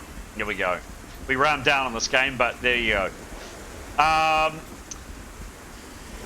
These three here are a bit quicker this round and shuffle their way out of harm's way and kind of nestle up against the wall. Pretty sad trio. Severin, Tanya, Mithan, and some pretty badly injured people here. Next up, Leif. So Leif, just back to you. You have heard the words from Grey, and yes, looking out in the direction, you're not quite sure. You probably would need to do a perception roll yourself, but you certainly see movement out in that direction. What do you do? So can I ask what distance? And I need to do a perception roll to get what distance and what speed. He's wanting to judge the timing of him getting to the boat and then getting it back to shore compared to their speed, basically. Okay, give me a roll, please. Yeah. Perception roll. Mast. 74. 74. Okay, and what's his perception? 51.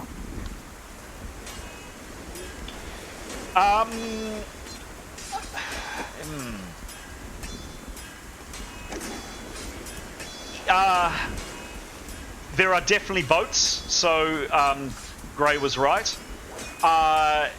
Grey said 3 boats. You're not sure if it's 3 or 5, you think. Certainly a number of boats. Distance, you can't make out. But by the way, you didn't say that was snap perception, so that's 30%. You got 70% left of your action. Cool. And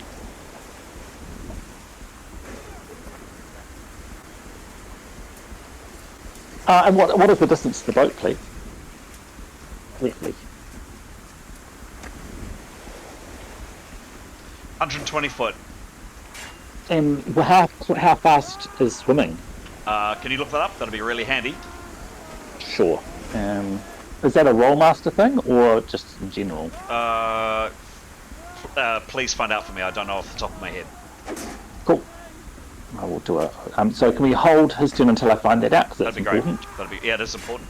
In terms of the conditions, raining heavily as you can clearly see, but the weather is. I mean, it's not particularly stormy weather. The sea's relatively calm, so it's relatively calm to swim through, and this bay is quite sheltered. We'll come back to late. Thanks, Pete. Okay.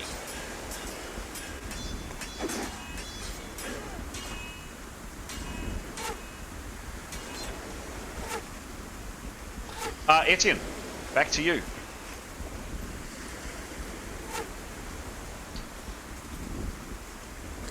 What maneuver did I say it was? I think. Can you remember? I think I said it was a light or a medium. I actually can't remember. Etienne. Hello, Etienne. That's you, Alex. Hello.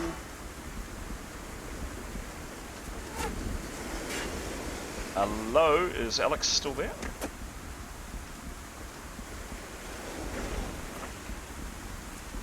Yes, she is. Hello, Alex. Oh, okay. We'll move on.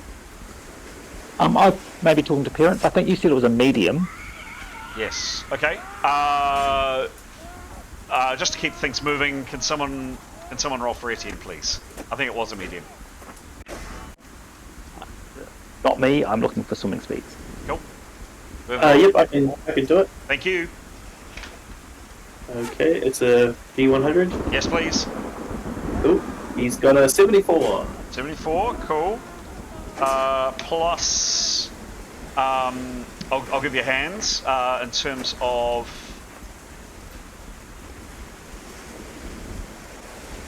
figuring out what his bonus is. Just coming. No, number 7. There he goes. This is his character sheet for everybody to see.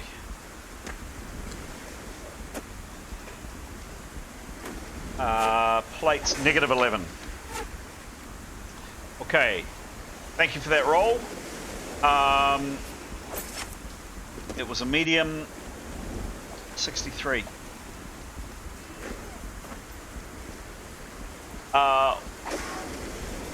Yeah, it's not an all or nothing maneuver, I don't think, in this turn. Etienne gets about 40% of his action through, so he gets up to about here, dragging Neathanol. He doesn't complete it this round, so he's about halfway through it. He can still be shot.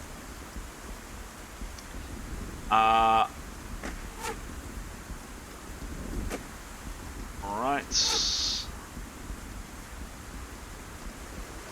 23.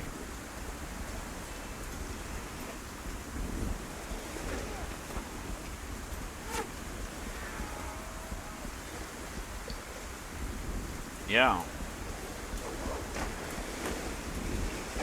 Same person. Now, Etienne used... do we have Etienne back yet, by any chance? Is Alex there? Oh, okay.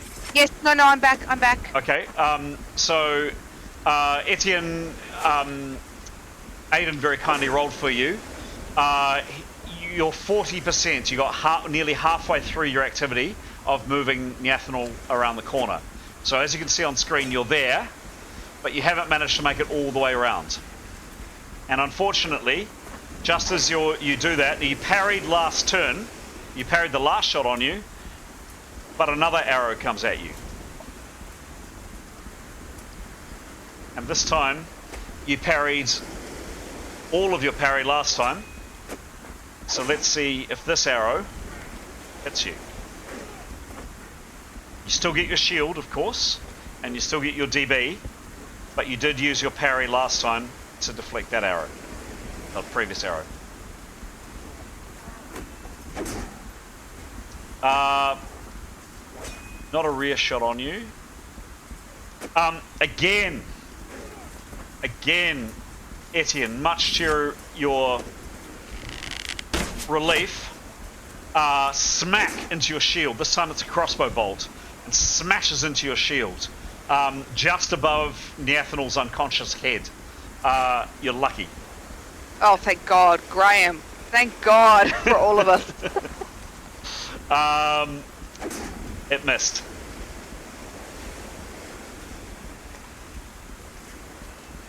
Next.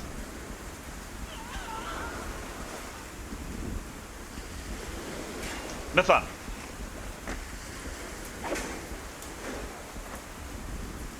She's aware that Neathanel still isn't around the corner. What will happen if she goes round and helps pull Neathanel and Etienne back round? Can she achieve that?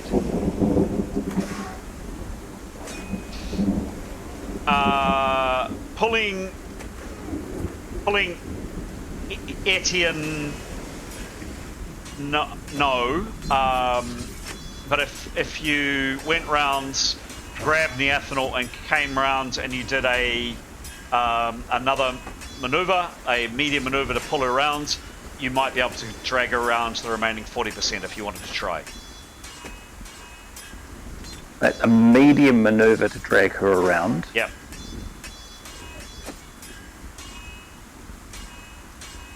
Based on strength.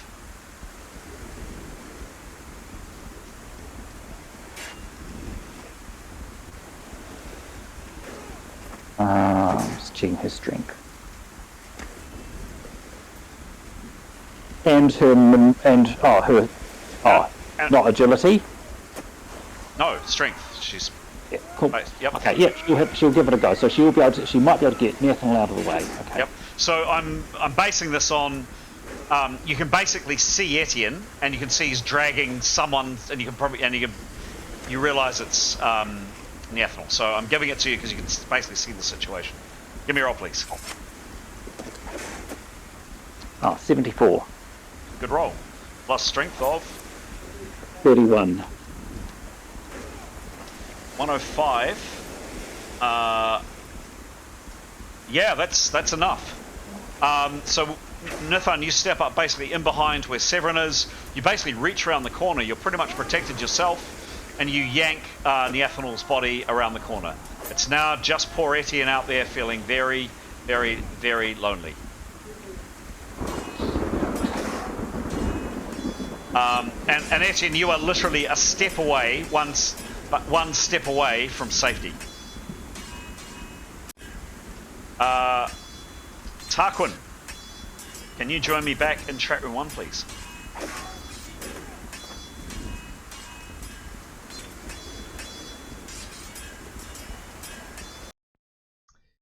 Tarquin, a bit of time Did you hear me, Chris? No, I was just joining myself. Hang a sec. Just give me 1 second to adjust some sound effects. Pausing that. Pausing that. Pausing that. There we go. And then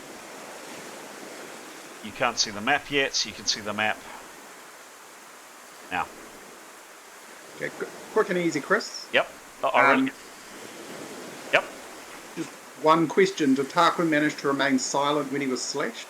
I would expect him to be able to unless he was cut deeply, and he's wearing armour, but I presume it got through that.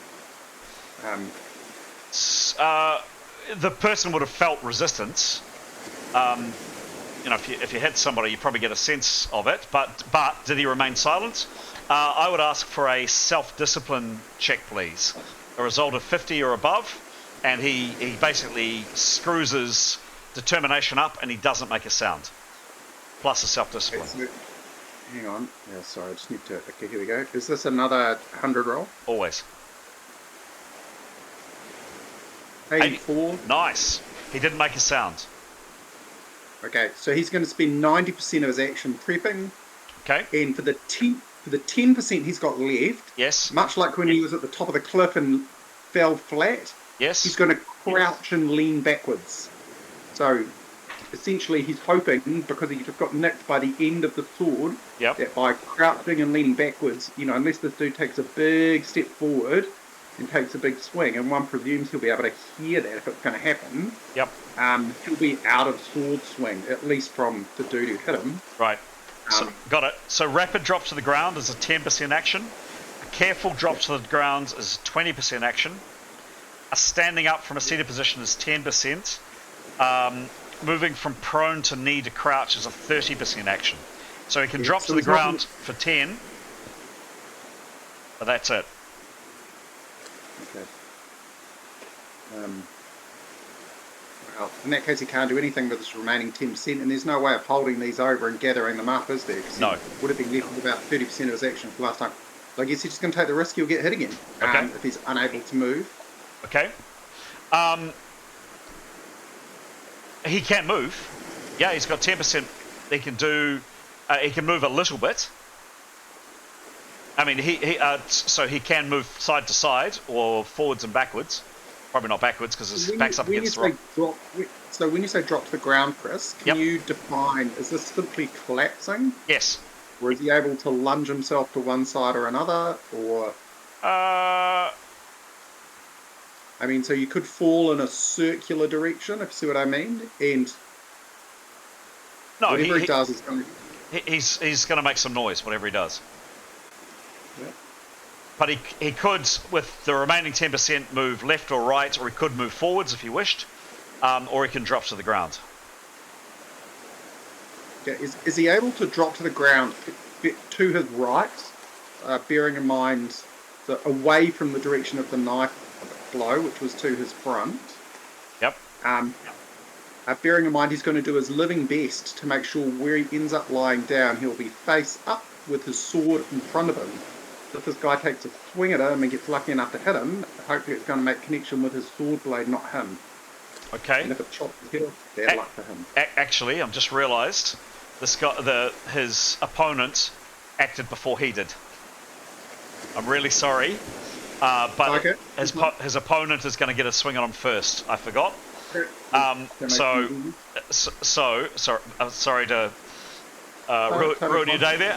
So I'm going to roll it out in the open. Now, don't forget, Tarquin has a plus 100 to this his ability because, he's anyway. So I'm going to roll it publicly. Exclamation mark R space D 100. Oh, why didn't that come up? 68. 68. Okay. Sometimes it's not your day. Sometimes it's not your day. So,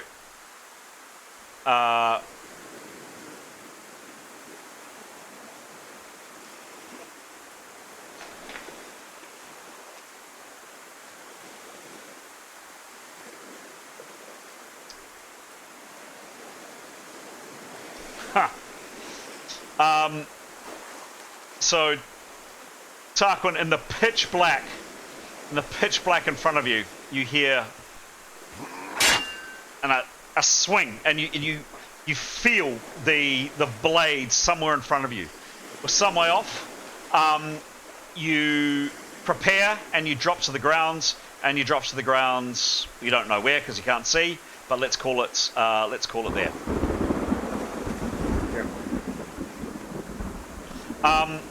You also hear the absolute sound, without a doubt, of second. So someone has moved here in front of you and has swung a sword at you. You've definitely heard that. And then someone over here, there's the crunch of stone. Someone is now down on the flat as well. Okay, thank you. All right. And we'll head back into the main chat. Thanks, Chris. Okay.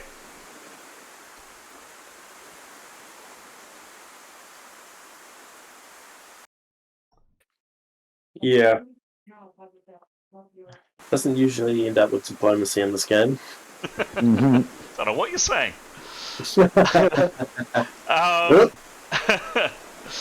Gray, back to you. Hang on. And I'm realizing that you obviously can't see the map at the moment. Just coming on your screen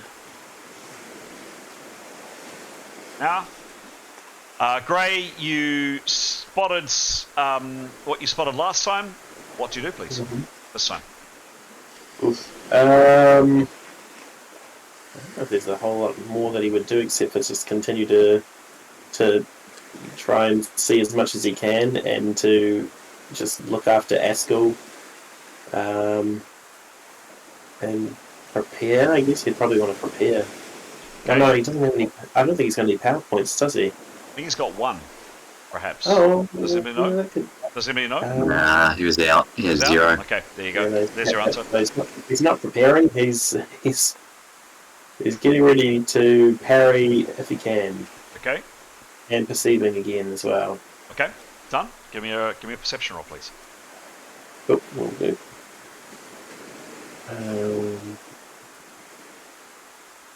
55.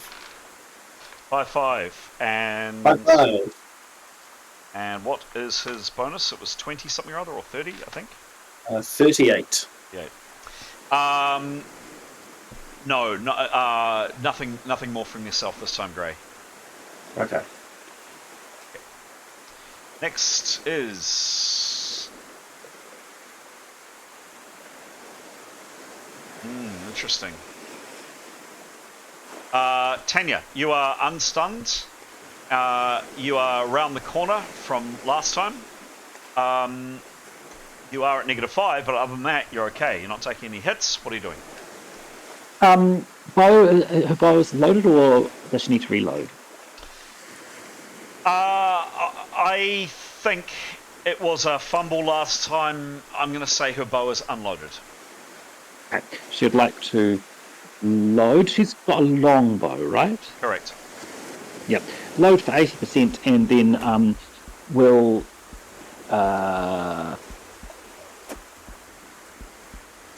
move for 20 if she gets the opportunity to safely move a bit further down the beach. Okay. Yes. And I could say you'd do that at the same time. Where would you move to? You'd probably get to about, say, there, for example. Yep. Awesome. Okay. Yep. Thank you. Okay. Next up is Severin. Severin, you are now 100% unstunned. What are you doing, please? And you no longer have the -50. That was a temporary condition. You are unstunned. Can he grab Etienne and pull him to safety? Grab Etienne and pull him to safety. Yes, he can. Yeah, sure. He'd like to do that, please, so that the archers next time don't get the opportunity. Yeah. Okay. It'll be a strength roll. Yeah, and it's not an all or nothing. So you can either get 100% success, or you can get part way through. Etienne is a pretty big, solid guy. Severin is very, very strong, but I'm going to say it's a hard maneuver. Give me a roll, please. Sure thing. Oh yeah, 26. 26 plus 45. 45. He is monstrously strong. That's crazy strong. Monstrously strong. 40%. I mean, yeah. Basically, Etienne is almost 50% in behind rock. So Etienne now has 50% of his body, his torso, all the rest of it, in behind protective rock, but his upper part of his body is not quite in. So you definitely helped Severin.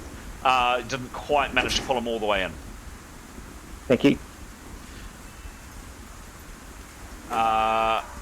Demos. Demos, just a second, please.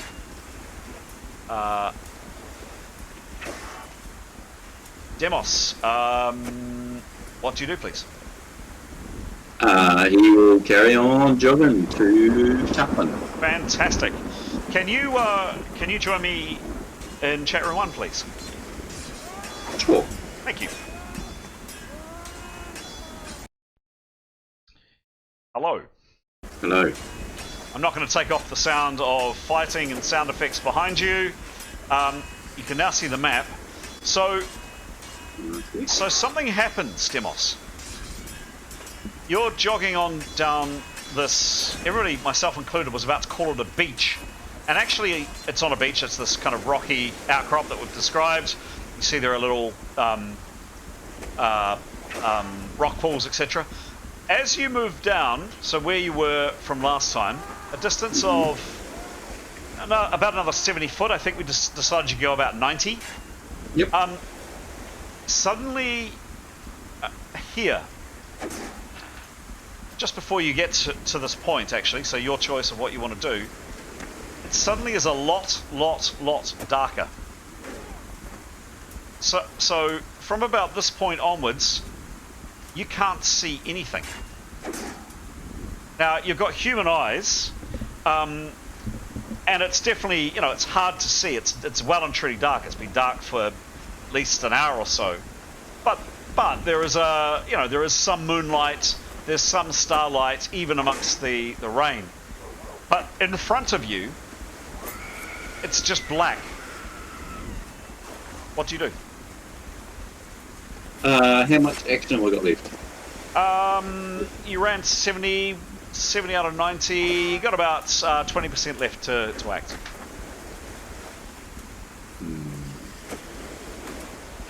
Like dark, you can't see dark inside. You can see where you are now, and if you glance back down the way, you can make out some figures. You can make out the boat out here, poorly, but you can see it. You can see the ship, and hey, is there movement out near the ship? You don't know, but here and in this kind of arc out here, suddenly it's just very, very black. You see that where those counters are? Basically, there's just blackness in there. Has he got time to pick up a pebble rock off the ground and throw it? Yes. Yeah, he's just going to try that. Just throw it into the darkness and just see what happens. Okay. Does he hear anything? Yep. It clatters.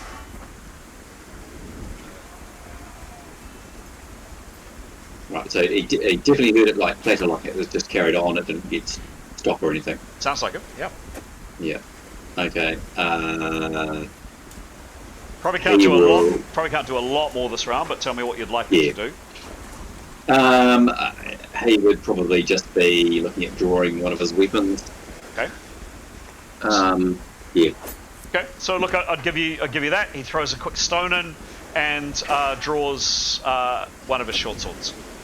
Yep. He's still got a shield with him. Yep. Cool. That's all for now. Excellent. Thank you.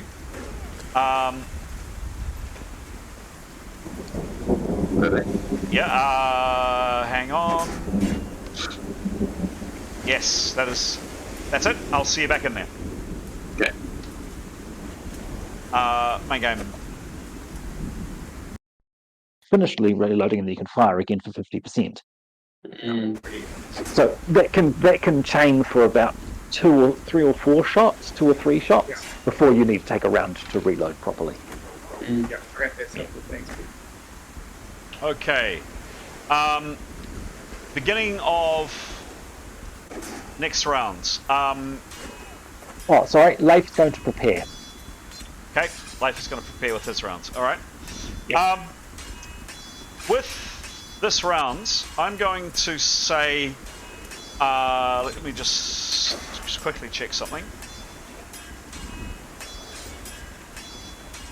Yeah, no, we'll do one more round.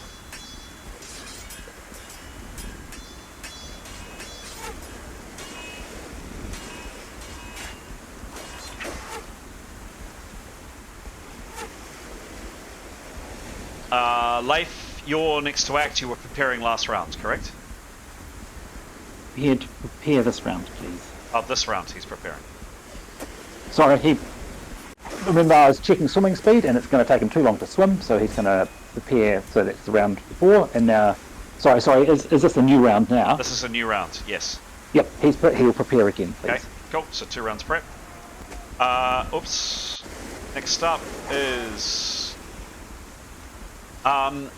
last thing that you see is this chap up here. Anybody that's kind of looking in this area climbs down and... Well, actually, no, he doesn't. He runs very disconcertingly along the face of the wall and gets to about here. Glancing back and keeping his eyes back, looking in the direction of the flames and the chaos and the horror behind him. These people here begin shuffling painfully, slowly, carrying their wounded, etc. down, and they get to about here, where Gray is with Askell, and decide they're all exhausted, tired, all the rest of it, and deposit firstly Yonton's inert body, and then this woman's body as well down next to Askell. So there are 3 unconscious or dead, you're not sure, people next to Askell.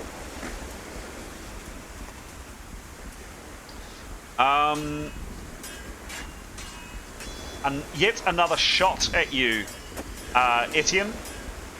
You have both your ability to parry, as well as the fact you get 50% cover from the rock.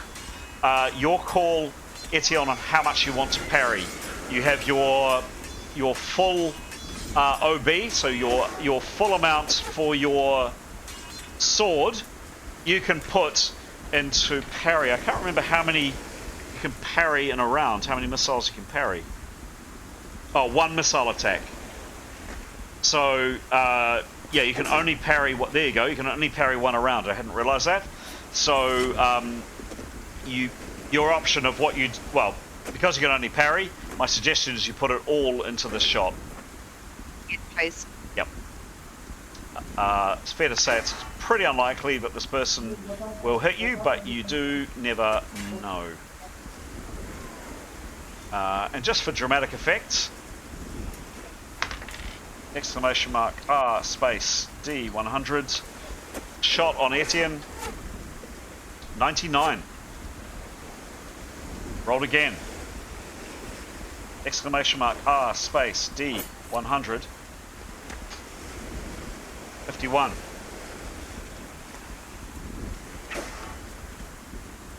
you feeling lucky, Etienne?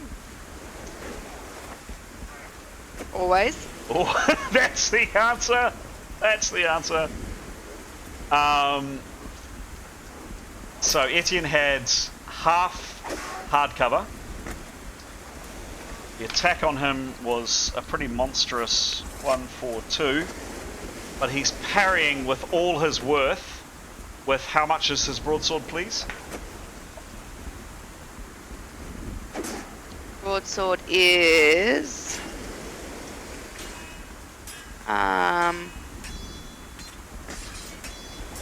plus 124. 124.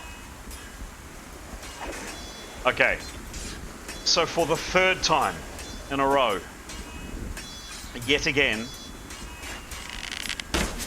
that shield, which is affixed to Etienne's wrist, you may remember, saves his life. And an arrow with Etienne's doom on it smashes into it, and Etienne is unscathed. Oh, thank God for everyone concerned. I'm thinking of Etienne's wife. That's what I'm thinking of. Okay.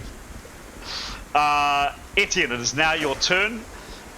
You need to... Well, no, you can frankly step into action, step into safety if you wish, or you could dance a jig in front of the crates if you wanted. What do you do?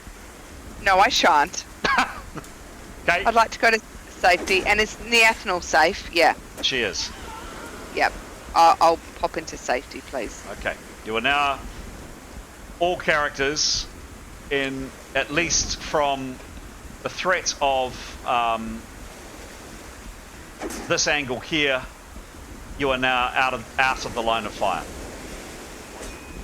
that you're aware of. Okay.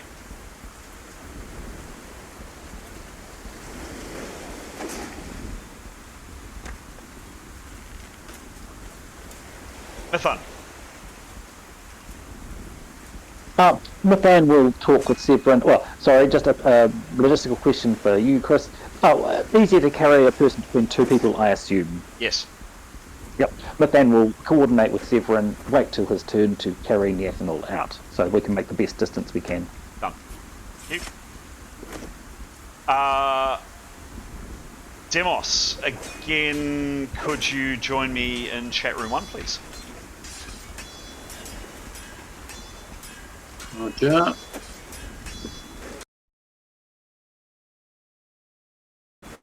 There we go. All right. So, as we left it last time, I'll just switch the battle sounds off.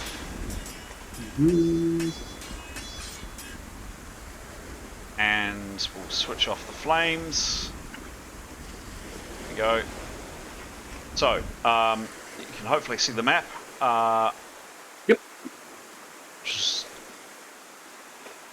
You've drawn a sword, you've thrown a pebble in. What are you doing, please?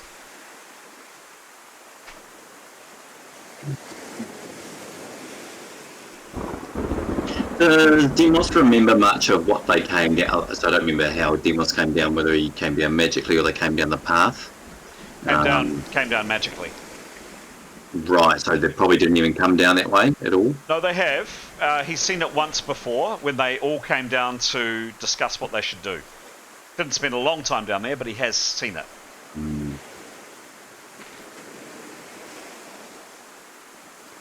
I think Demos would probably go forward a bit with his sort of sword outstretched, just going into the darkness, just testing, like, does the sword disappear, and then just tenderly just nudge his sword hand through slightly to see what happens as well. Does it hurt? Does it? No. He just he just can't see his hand in front of his face. Doesn't hurt. Nothing happens to the sword when he first tests it. Nothing happens to his hand. He'll try waving his sword around a bit, like if it's a mist or a fog, if it moves. Nothing. No. Okay. Demos will he'll just have to hightail it back. Magic is beyond him. Okay. So he'll sheath his sword and jog back. Okay, cool. With the intent of telling the others what's happened. Cool. All right. Trot. Makes about there. It'll take him another round to get back. Done. Yep. Thank you. All right. Chat room 1. Thank you. Yeah. 160 foot in diameter. Quite a lot of protection. Well, yeah. We'll see. All right. GM is back. Next actor is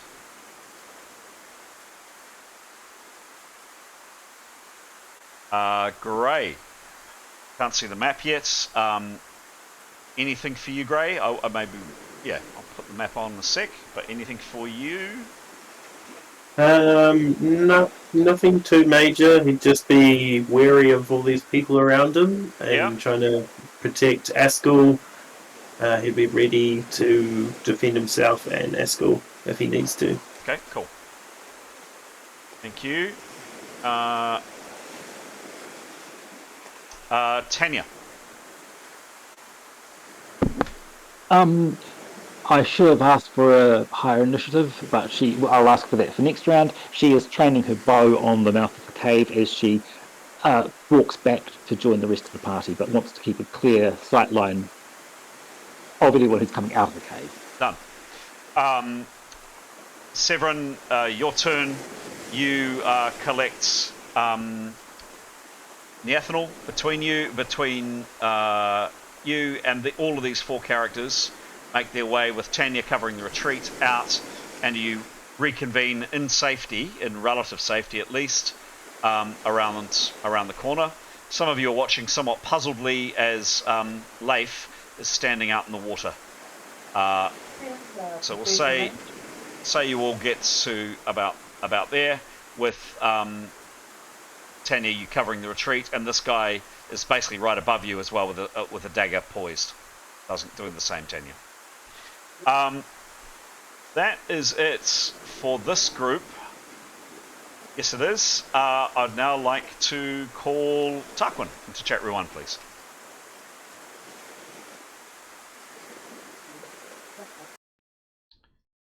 Hello. Hi, Chris. Hello. All right. What do you do? No, sorry, not what do you do. Because you...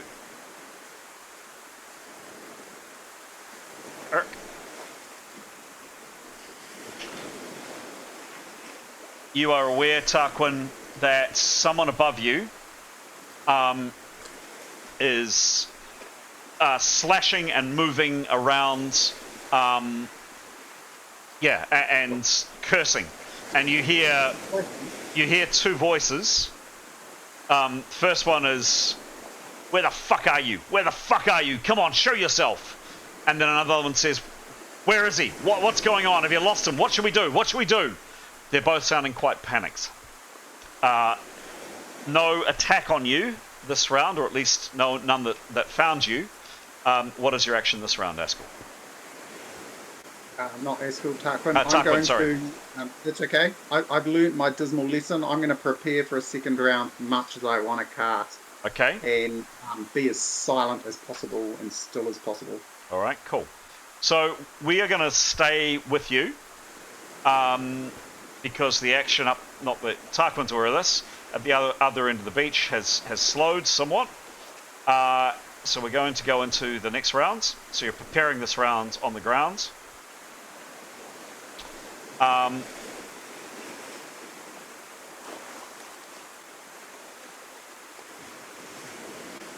which case, Chris, I've now prepared twice and I'm going to cast Night Vision. Yeah, just a sec. It's not your turn just yet. Apologies. Yep, I'll let you know. Okay. Okay, so you hear someone in front of you, kind of, you can hear them kind of kicking around you, like they're almost as if, if you're in a pitch black situation, you're using your feet to try to find something. And I'm going to say there is a 35% chance, just purely dumb luck, that the kicks find Tarquin. If I roll 35 or under, this person just lashing out in the blackness, and don't forget they were right in front of you a few seconds ago, and then you've dropped to the ground. 35 or under, they've kicked you. 35 or above, their feet don't find you. Exclamation mark, R space D 100.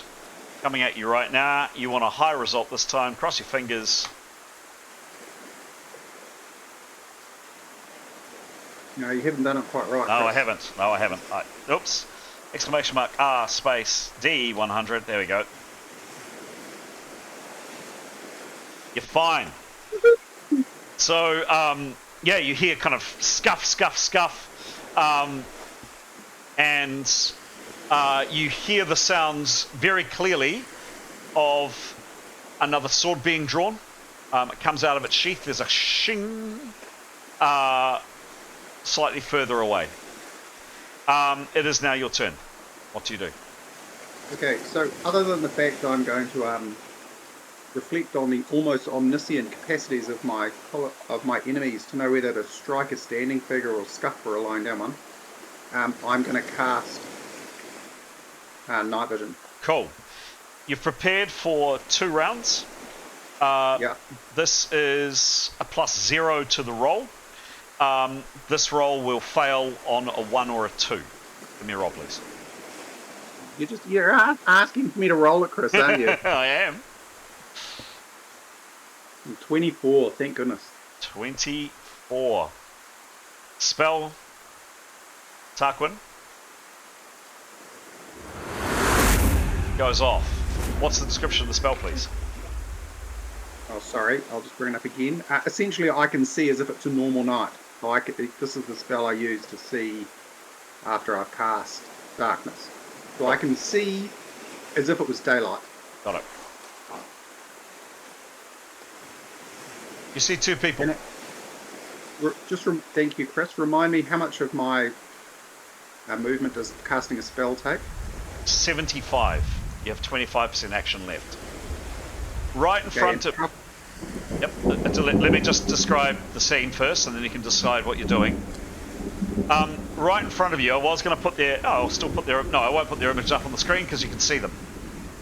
Right in front of you is this man here.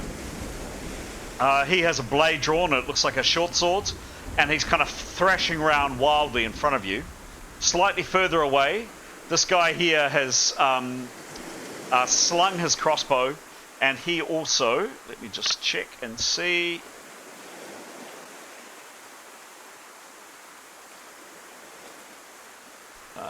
One second, just coming. He has a longer weapon, a broadsword drawn. They're both kind of feeling around in the dark. That's what you see. You've got 25% left to act. What do you do? So can you confirm for me, Chris? I'm either going to do one of two things, depending on what I can do. Either now I can see, I'm going to move silently to make absolutely certain I'm outside of the sphere of attack of this chap closest to me. Because I should be able to see how to do this. What I do want to know, though, is can I do some kind of lunging attack? So have a go at attacking him, knowing that the momentum will carry me across the other side and away from this other person. So I should presumably both be able to attack him, and unless I actually collide with him, end up sufficiently far away that he's not going to be able to attack me. Can I do that with a 25% of my action left? No. So the minimum you can attack with is 50%. The minimum you can stalk with is 30. Okay, in which case all I'm going to do is move silently as far away from him as I can. Ideally, so I'm back with my bow, which I'll collect. Okay. The bow should only be one step away from me. Yeah, no, it's a little bit further than that. It's not far, but it's about 10 foot away.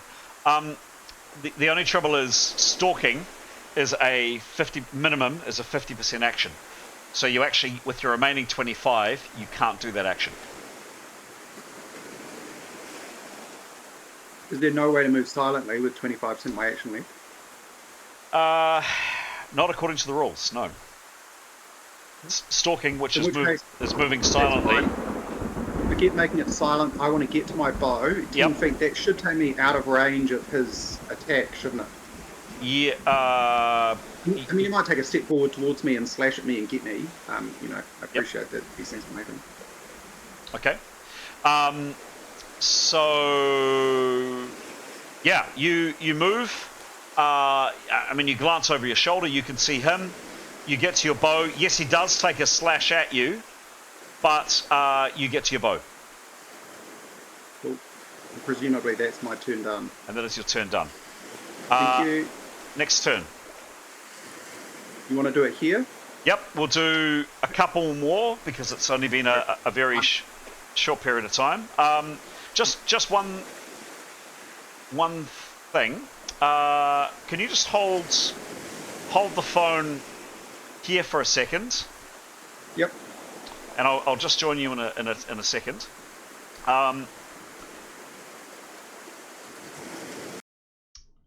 Hello, everyone.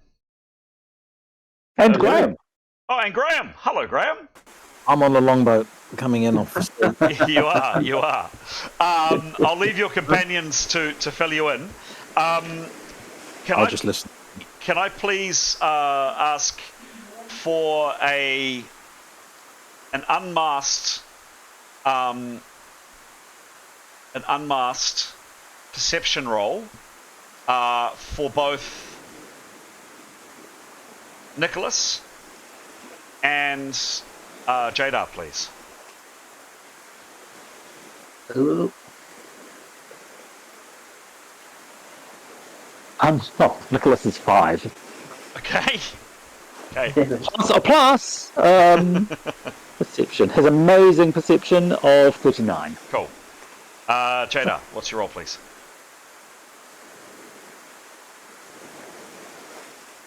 Ooh, 91. 91. Plus. No. Perception. 57.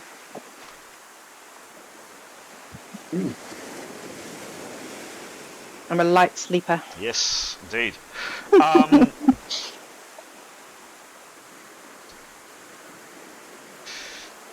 Yeah, okay, so this is interesting.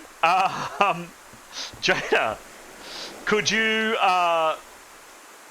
join me, please, in chat room 2? Not chat room 1, but chat room 2. Speak to you in a sec.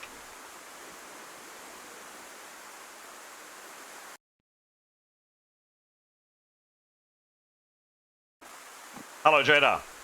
Hi. So you've been trying to get to sleep, and it's look, this just isn't very comfortable at all. But you did drift off, and then all of a sudden something kind of stirred you. You're not quite sure what it was, but you suddenly you hear a voice. It's in Westron, which you speak, and several things you realise kind of waking up. The first is it's a voice that you don't recognise, and it's a voice which is saying in Westron, "Where the fuck is he? Where the fuck is he?" And then another voice kind of panicking, "What should we do? What should we do?"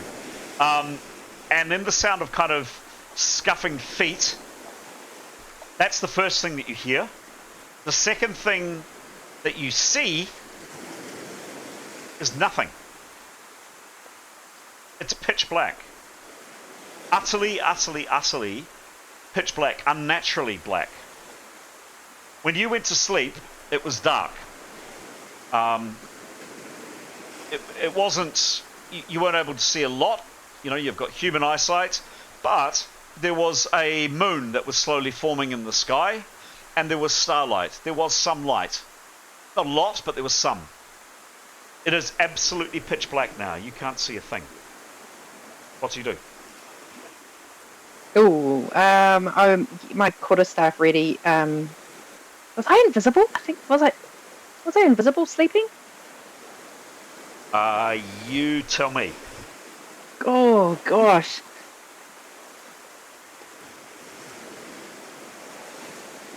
Where's my notes? Oh, was I still asleep?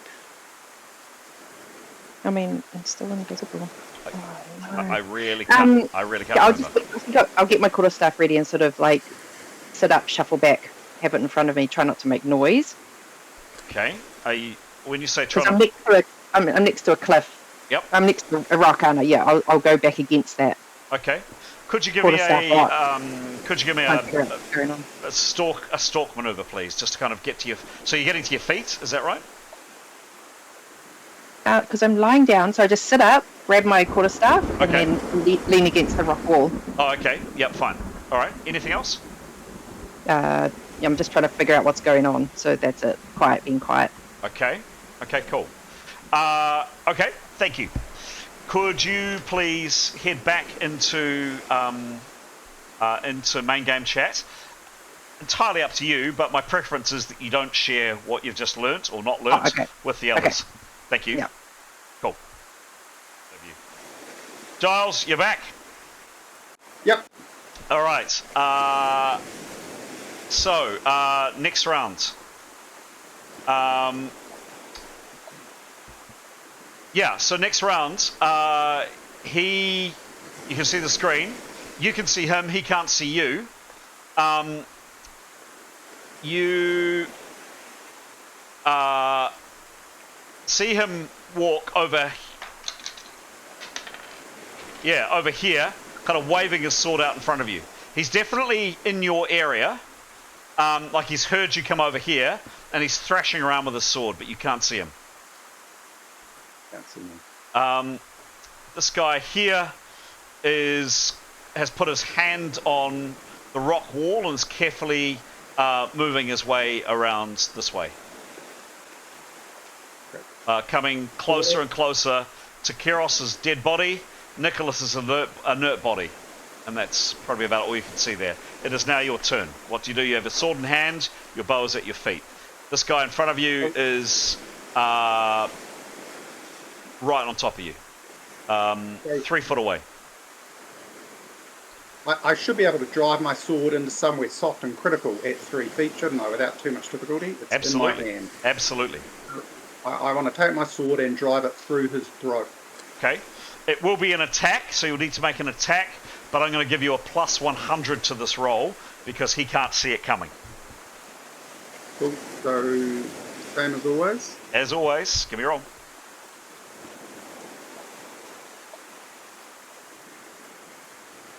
$88. 88 is a good roll.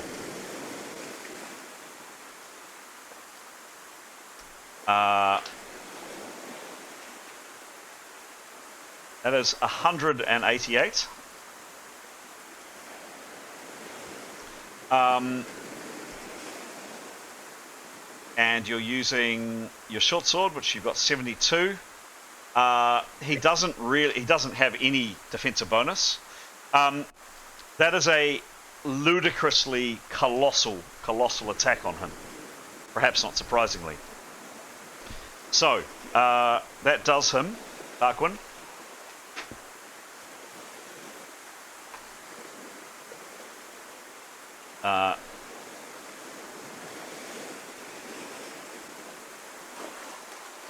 So you deliver an E critical and a D critical. I think these are the first ones for Tarquin, so mark these down. These are precious. Yep. And then let me just check how much additional damage he did. He's wearing armor type 12.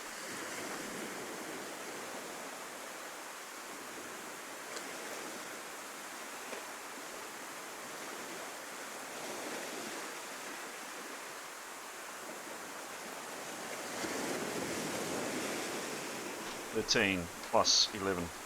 So in total, you did him 25 hit points and an E and a D critical. Good stuff.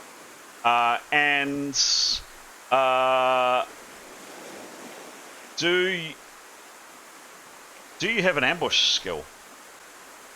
Hang on a second, I will check. I have a feeling I do not. Would have given it to you if you did, because I'd say this is almost an ambush situation. No, it'd be a good skill to have, but I do not have it. Okay. Give me a roll and hope for a really good roll, please. And then you got another roll after this. Great. Just 1 second.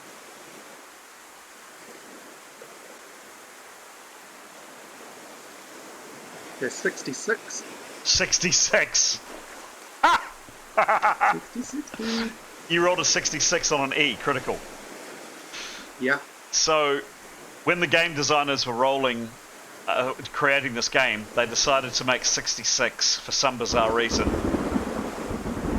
The killer result. I don't actually know what it is, but you and I are about to find out.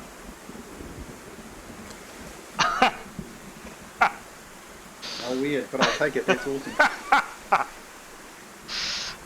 I could read you what happens, or you could describe how you kill this person. Well, you can read it to me first, and then I'll tell you what I think of it. All right. Sure I'll like you also get another crit after this as well. Blow to back of neck, crushes backbone and severs spine. Plus another 15 hits, so add that on. You get that. Foe dies instantly. Add plus 10 to your next swing. Is that what happens, or does something else happen? I'm good with that. That's about what I would have done. It's something soft and juicy. I'm keen on necks. Yeah. That is your first ever. You roll the D in a second, but just for dramatic effect, because that was a heck of an attack.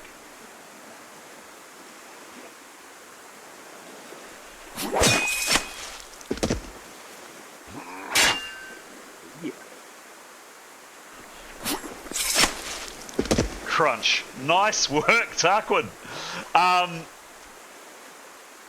Can I just ask a quick question, Chris? Yeah. Would Tarquin have the wherewithal to catch the body on the way down to make it as silent as possible? Sorry, no. There Pretty is a skill called Silent Kill. He doesn't have that skill, and also I need to have known that before the attack. You also get that's all right. You also get another critical. This will just take me a second to set this up. So just give me 1 second to arrange it.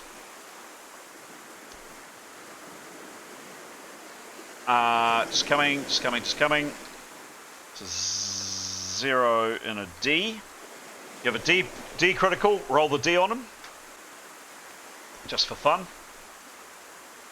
Andy's a bit savage. 27. 27.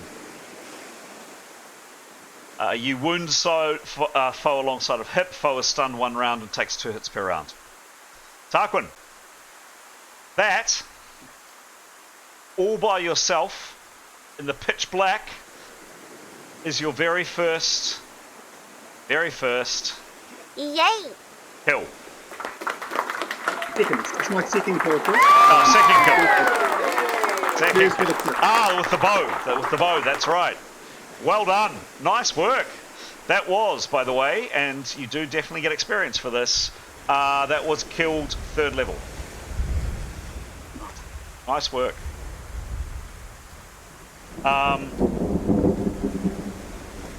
Okay. That was Tarquin's full action this round. Can you just... I'm going to do 2 more rounds, and then... yes, but I want to check something else first. I'm happy to pop into the main room and pop back, Chris, whatever works for you. Yeah, no, I'm just thinking how to play this. Can you just hold there for 1 sec, please? Yep.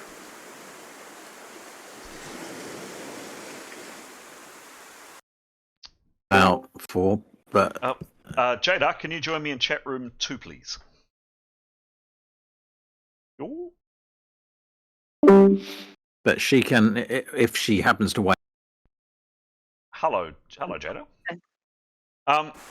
So just when you've done this, when you've heard this, you've grabbed your quarterstaff, in the pitch black, you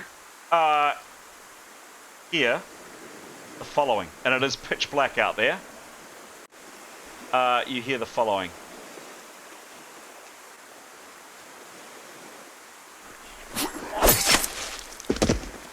A scream, and then the sound of what appears to be a body collapsing. It's really close to you, Jada. It would be like 14 foot away, 20 foot away, something like that. It's really, really, really close.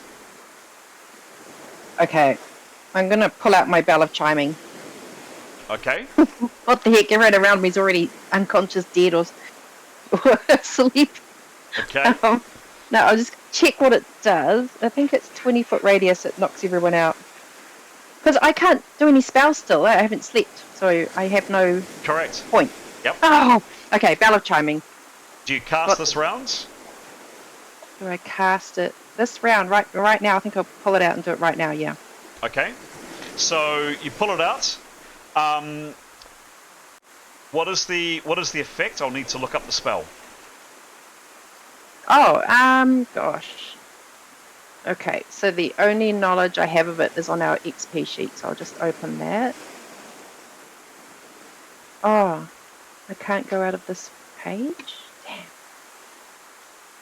Oh, all I know is that you shake it, and then 20 foot around people are stunned, but I don't know how long for. Bell of chiming. Oh, I can go into this thing. Hang on, I can tell you more in a second.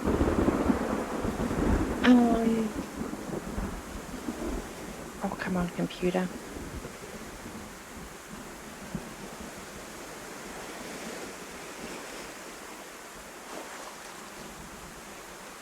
Come on.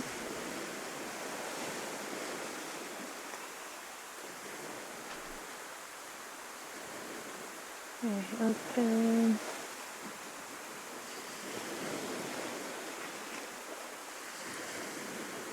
Right, where does it say? Spell of charming. Well, oh, okay. 6 inches high silver bells. When rung, cast stunning fifth on everyone within 20 feet except me. Stunning fifth. That's great. Okay, cool. Stunning. Stunning fifth. Now, I don't know what that says, so let's hope that's not. No. That might. I think that is. Stunning fifth. Yeah, cool. No, that is helpful. Okay, did that tell you how long people are knocked out for? Yeah, no, it gives me the description of the spell. That's perfect. It's a dark stunning. Just nearly there. I had it a second ago. I just wanted to double check it wasn't something else. Stunning.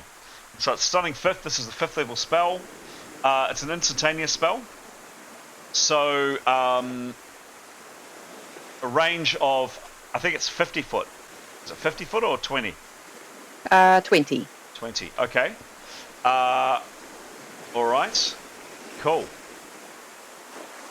All right. Brilliant. Could you please, with no preparation, could you please cast the spell? All right, so it's a spell, is it? I don't just ring it? You ring it, but you've still got to cast the spell from it. Oh, okay. Well, I know it's more powerful if I wave my arms around, so it's dark. Okay. I'm going to be waving my arms around, ding-a-ling-ling. And do you shout? You get additional 5 if you shout. Your call if you want to. Oh, no, I don't want to make a noise. I'll just wave my arms. Okay, so you get plus 10 for that. And then... Okay. Give me a roll. Oh, okay. Do I roll in here? Or yes. Yes. Okay, room 2, go back. Oh wait, roll in the main channel, eh? Anywhere, it doesn't really matter. I'm trying to find it. There we go. Oh, 60. 60, okay. No prep, but you don't need to prep. So that's a result of a 78. Cool. It is that. Okay, and you are 8th level. And let me just check and see. Am I though? Because I haven't slept. Ah, good points. Well done. Thank you. Thank you for your honesty. That's okay. Just 1 second. Okay.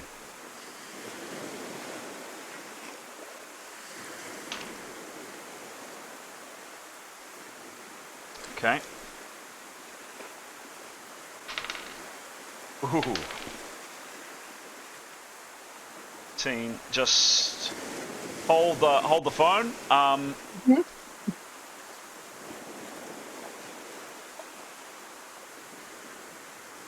The failure. Cool.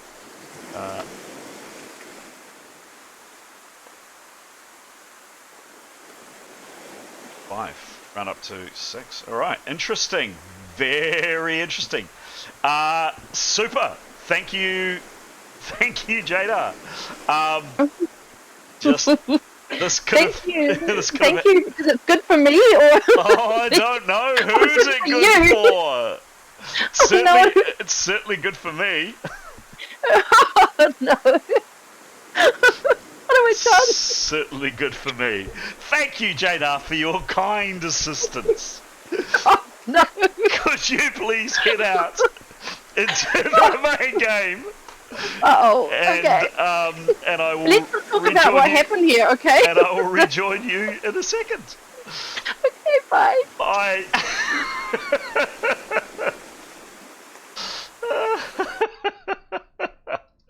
Hello. Are you there, Giles? Chris, you're very quiet. I can hardly hear you. Can you hear me now? No. Uh. Can you hear me? Yes, you're crystal clear. You can't hear me? I've got my volume on 100. I don't know why you can't hear me. Oh, if you right-click on my profile, Can you see the user volume? You might have inadvertently switched me down. I've turned your use volume up to 200. Okay. I don't have an answer for you, I'm afraid, Giles. Don't worry, I'll just listen carefully, Chris. Okay, cool. So, at the end of that round, so I'll just bring on the screen.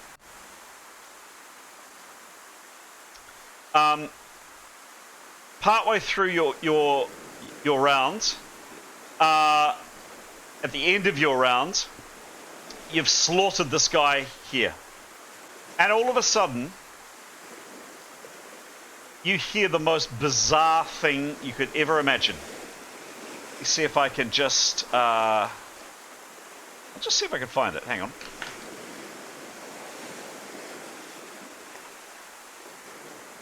See if I can find it. You hear the following. No, that's not it. You hear this.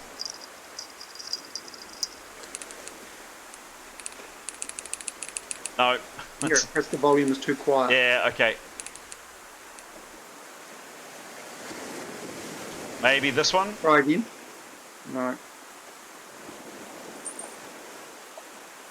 Okay, try that, Chris. Okay, I think I may have solved the problem. Yep. Play the sound. Can you hear that? Yeah, a jingling of bells. Yeah, that's exactly it. So you suddenly hear a jingling of bells, and can you please make a channeling resistance roll?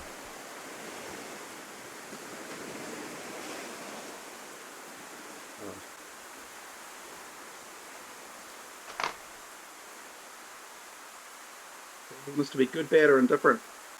You want this to be really, really good. 93, is that really, really good? Oh, yes. Okay. You hear a channeling of bells, kind of a wave of, perhaps in your imagination, arcane or some kind of energy washes over you, but Tarquin, you are fine.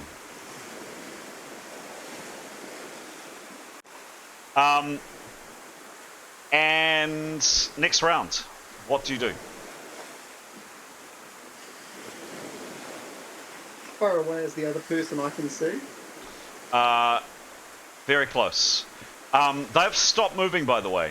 Their hand is up against the wall, and they're just standing kind of stock still. How close are they? They are 15 foot away from you. They are very close. Okay, will I be able to fire an arrow at him this turn? I have my bow, so it requires me to knock an arrow, which I think is a 50% action. No, you haven't picked up your bow. You're standing on top of your bow. So to pick up a bow, you would need to pick something up from the ground as a 30% action. You'd have to do something with your sword, either drop it or sheath it, and then reload the bow. A short bow you could fire at a penalty with a 90% action next turn.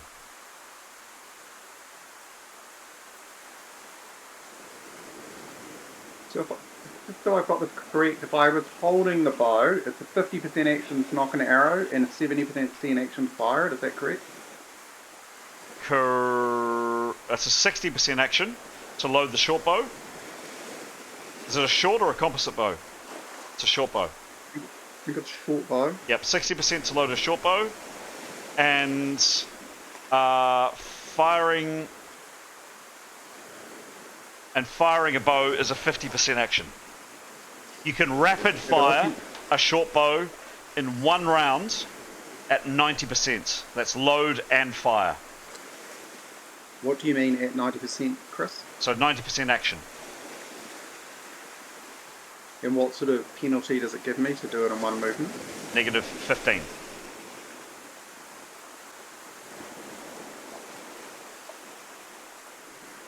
Okay, so this turn Tarquin wants to pick his bow up and knock an arrow, so he will be ready to fire it at the person he can see.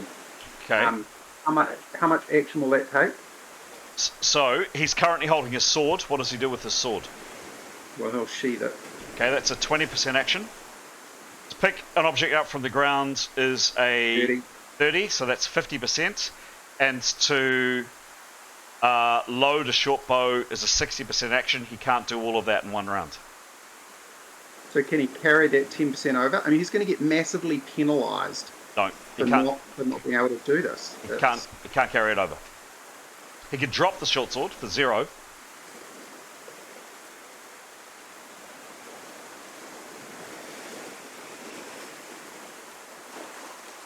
So if he drops the short sword, he can pick up the bow and lock it? And load it this round, yes. And how much will that leave him? He'll be exact, so 30% to pick up an object, 60% to load it. He's got 6 arrows left, so he'll be at 90%. He'll have 10% left action this round. Okay, so the first thing he wants to do is to do a 10% glancing perception. Yep. And what he wants to do is look towards where the steps are. Yep. And make sure he can see nobody else coming. Okay, sure thing. Give me a roll. Is that negative 20?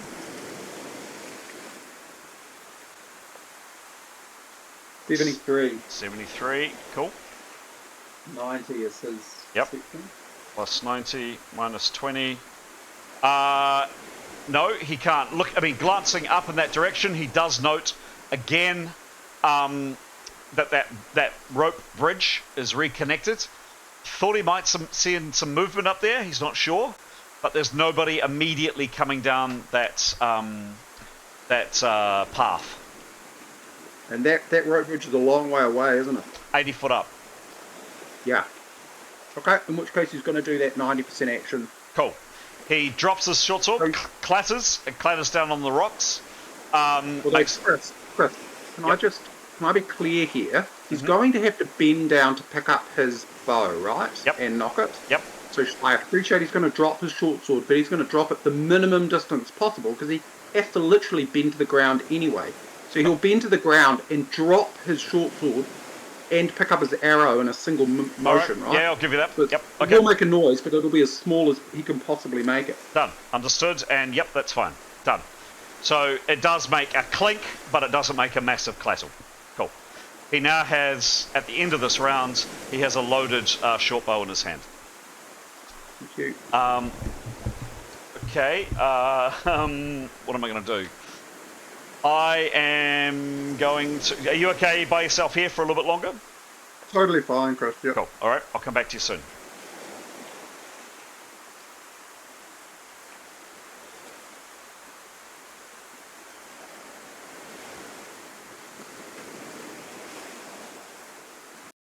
I think. No. Hello, folks. Howdy. Hello. Hello. Jada, would you mind, please, and I'll come and join you in a second, jumping into chat room 2.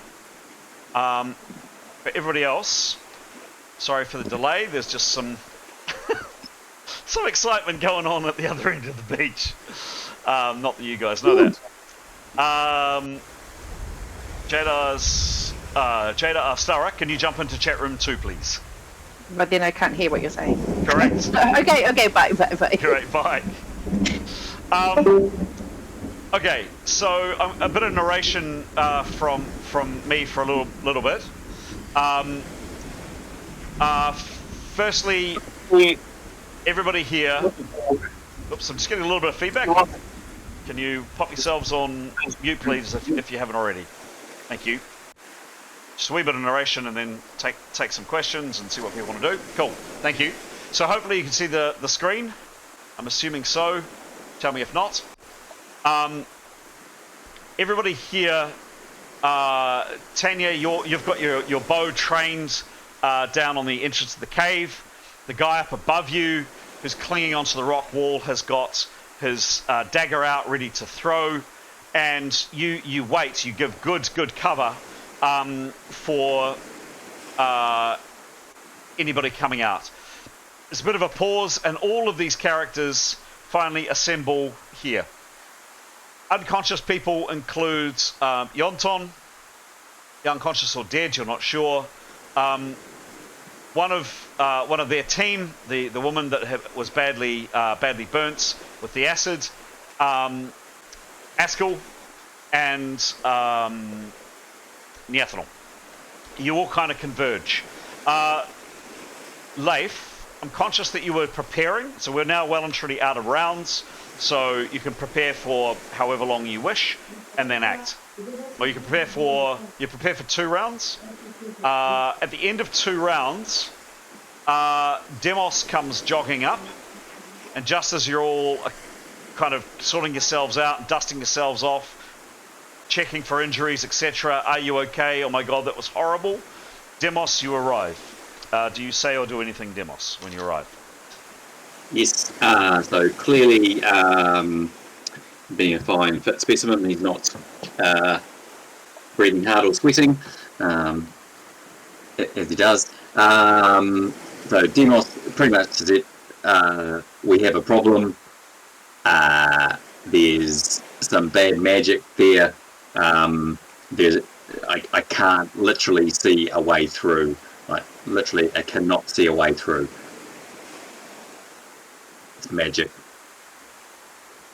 Leif, you were going to cast a spell, but I'm going to say you heard this, or you're aware of Demos coming up. Anybody can jump in, feed in with anything you wish. Any preparations that you were doing kind of immediately after retreating will come to in a second. What do people do, please? Where is this blackness?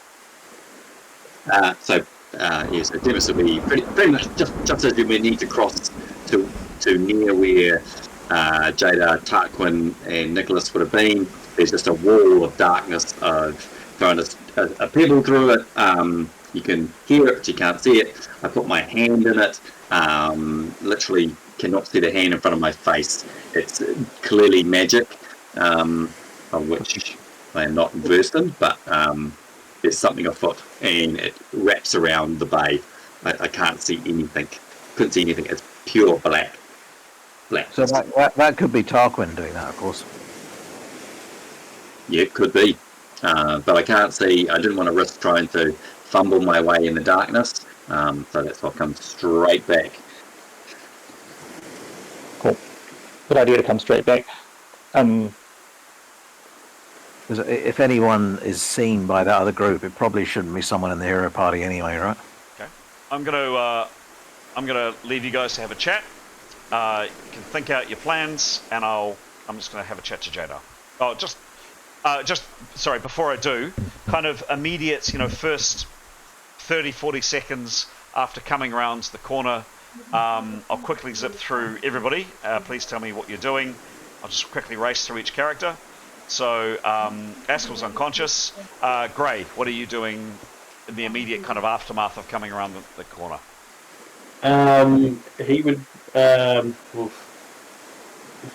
He would just be looking to see what he can do to help out, I guess, at all, or like trying to figure out how to move Askell if we need to move Askell. Maybe, yeah. He'd look to anyone that is part of the team that's close to him to kind of help prop him up, and then we can kind of get moving if we need to. Okay, cool. Thank you. Pete, you've got 2 characters in play here. What are your 2 characters doing in kind of this immediate aftermath? Cool. Leif, after he's heard Demos' message, if that's what we're talking about, he would fly off and want to get the boat. He would cast fly, and want to tow the boat after we've discussed a plan quickly. Mithan would suggest, if we were to loan the boat here, it's still far too close to the cave for her taste. Feel like we were in bow shot, or at least sight of the cave, so she would suggest moving further up the beach. Okay, cool. Thank you. And Graham, you've got 3 characters in play. Well, 2. Etienne's been played by Alex. So. Okay, sure. Okay. So Severin will be happy to move down the beach. He'd like to put a hand on his wound. Okay, yeah. And is happy to help with it if he can. Well, he's got his hand on the wound. He probably can't carry anyone, that's the only thing. But if other people can handle carrying who needs to be carried, he'd like to stop the blood flowing. But yeah, he suggests that we move down the beach to allow Leif room to bring in a boat without being in sight of the cave where he might be shot. Okay. Cool. And Tanya will be happy to follow, but she will remain back where she is as the party moves away to cover the cave mouth. Got it. Thank you. Keeping the arrow on a bow. Got it. Cool. And then last person is indeed Etienne. Etienne, what are you doing, please? Etienne's going to move, shield up. Where's Neathnal? Sorry. Somewhere in here. Dragged down, carried down, pulled down. And would assist with anyone who needs moving. Okay. Towards the other end. Yep. Okay, sure. So maybe let's just resolve. Quick action, Pete. Could you cast a fly spell on Leif? Or thing. Plenty of prep. Yep. Oh! That's a good spell. 100. 100! Nice work, Pete. That is a very effective spell. And you fly out. I think it was 120 foot away. How fast can you fly in around, please? 30 foot. 30 foot. Okay, so it does take you some time. But I'll say that you get the boat and you start pulling it in. Yes, please. And he'll be aiming to, if the party shifted, he'll be aiming to move for them. And I forgot to say, Mithan is happy to help move bodies, and Mithan will put Leif's pack on Neathanal's body so it doesn't get forgotten. Okay, cool. Okay, so barring Leif, everybody here, taking the wounded, the walking wounded, the whatever, tell me roughly where you're wanting to move down to. There's a gap, but yeah, just at the very edge of the screen. That looks like it. Yeah. I mean, that's out of sight of the cave, isn't it? Well and truly. I mean, well, is this before Demos comes up, right? No, this is this is after Demos has come up. Oh, okay. Then I think we'd want to move closer, personally. Well, you're in the process of moving. You're in the process of moving down there. Leif, you've heard the message from Demos. You've got the boat, and you're starting to move it in. Have a bit more of a chat, and I'm going to deal with other people in other chat rooms. Back soon.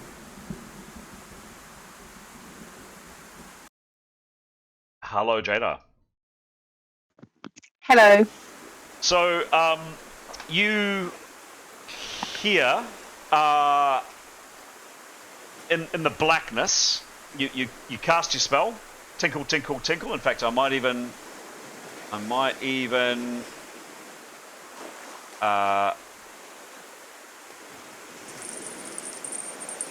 probably a little bit louder than that. Small bell, here. Is this it? There you go. So you cast that,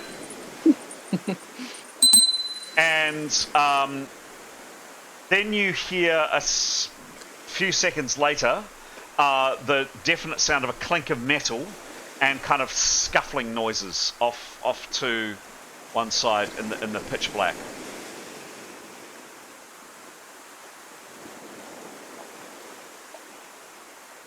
What do you do? Okay, I'm going to pull out my medallion of heavy metal. Okay. Get it ready in my hand. Okay. So I'm still not sure what's going on. But also, I did look back, and I had invisibility for 24 hours, so I should still be invisible. All right. But I also I had blade turn, instant shield, and fly. Yes, but those last 10 seconds, they're not... Oh, so those are gone, but I'm invisible. Well and truly gone, but you are invisible, yes. Oh, cool. Thank goodness. Okay, and I still can't throw a spell. Okay, so now that I've got my medallion, can I do more than that? Taking an item out of your... was it on my neck? Yeah, 20%. Medallion. So 20% action. You've got 80% left to act. Okay, and it's still pitch black. Absolutely. Okay, so since I know that 20 feet is safe because everyone should be stunned, Assuming I'm just gonna... Assuming they failed their resistance rolls. Oh, right. So Well, I'm just going to very quietly feel around as close as I can with whatever time I've got left to Okay. see if I can kill any stunned bodies. Because what I'm hoping to do is find someone and see if it's like us or the enemy. Okay. And then I can put that medallion on them and like they'll be pinned down. Okay. Well, you find Nicholas is the first thing you find.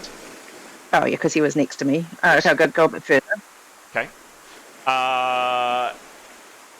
And at this stage, you crawl out a little bit more. It's absolutely pitch black. You can't find anybody at this stage. Okay, I felt around. What can I do with my normal skills? Got about 10% more action to go. Is it worth doing general perception, or can I just hear what you just told me? That's it. I mean, you can try to hear something or smell something, perhaps, but you certainly can't see anything. I'll give it a shot. Okay. Give me a roll. I'll give it a roll, just in case someone's close. 53. 53. 53. 41. What's her normal perception, please? What's her general perception? It is 57. She smells something. A smell that she knows all too well. A smell that she hates. A smell of fresh blood. It's close. Oh. Okay, I'll pull out my dagger as well. Well, hang on. I've currently got you with your quarterstaff in one hand, which is making a bit of noise as you kind of rattle across the ground because you didn't say you dropped it. And the medallion in the other hand. And that's it for your actions this round. Oh, okay. Cool. All right, I will come back to you in a second. I stay here? Okay. Yes, please. Please stay in this room. Thank you. I'll be back in a tick.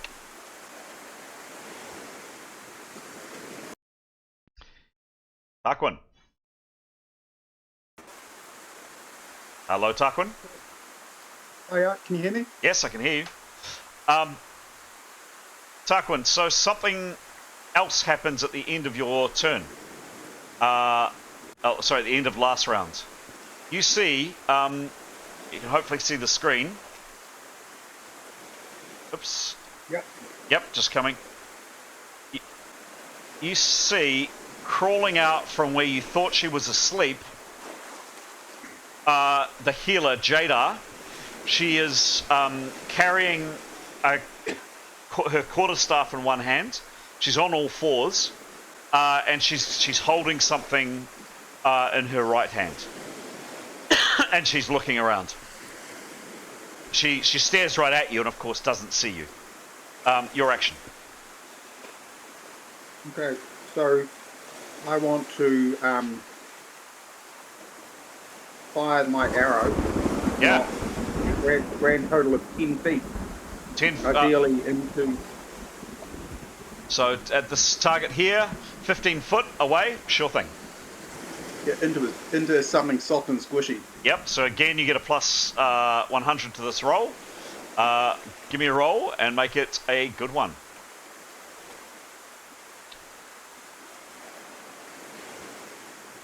I now understand a good one is 66. For the critical, yes. For the attack roll, you want it as high as possible. I'll live with 42, which is what I rolled. 42, okay. But you get 100 to it. So 142. I'm going to give you a flank because he's to one side of you. And my short bow is plus 70. Does that matter? Absolutely matters, yeah. Short bow is plus 70. So again, and he doesn't get a shield. Again, that is a colossal hit. So splat. So you do him a lot of damage. Give me a second, as I did with the sword attack, to figure this out.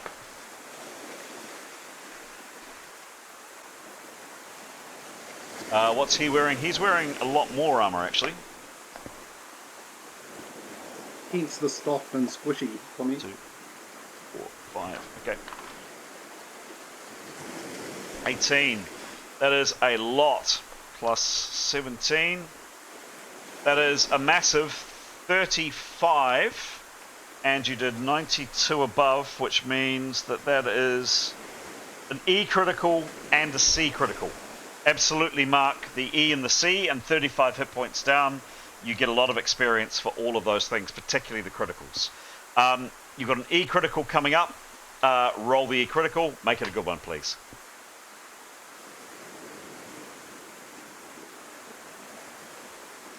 38. 38.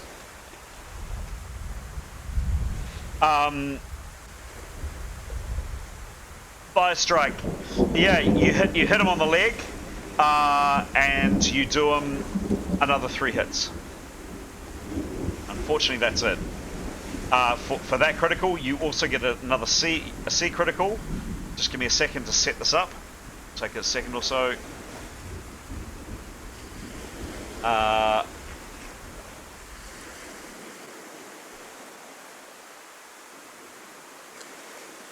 Okay, roll the critical, please. You want it as high as you possibly can. 42. 42. Maybe it's just the distance away or whatever it is. But yeah, not as good a shot this time with the bow. Maybe you're just better up close and personal with the sword. And you do him 2 hits. 2 hits around, making him bleed. You fired 50%. What are you wanting to do with your remaining 50%? Is there any chance I can attack him again with the 50% I have remaining? No, you need to reload. Oh, I don't mean by firing my arrow. I mean by throwing a dagger at him. You would need to drop your bow, which is a 0% action. You'd need to draw a weapon, which is a 20% action. And then to throw an item as a 50% action. You don't have enough action. No. Okay, I will... in reloading my bow is how much? 50. So that's going to roll it all up, isn't it? It'll take it all up, and then you can fire next round. Guess that's what I'll do. Cool. Okay. Cool. Just while that happens, I'm going to just change channel. I'll be back in a second.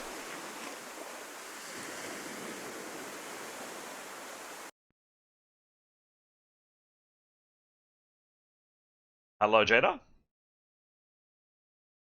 Hello. Hello. So Jada, absolutely pitch black, terrifying from you, and suddenly over your head you hear a splat. An arrow flies over the top of your head, and someone off to your left screams in pain. What do you do? Why are they not stunned? They are really close to you. The person that screamed, you think is, really close, like almost like right in your ear, close.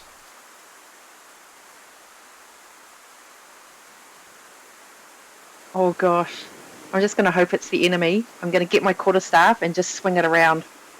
Okay. So I should be against the wall still, or did I move away?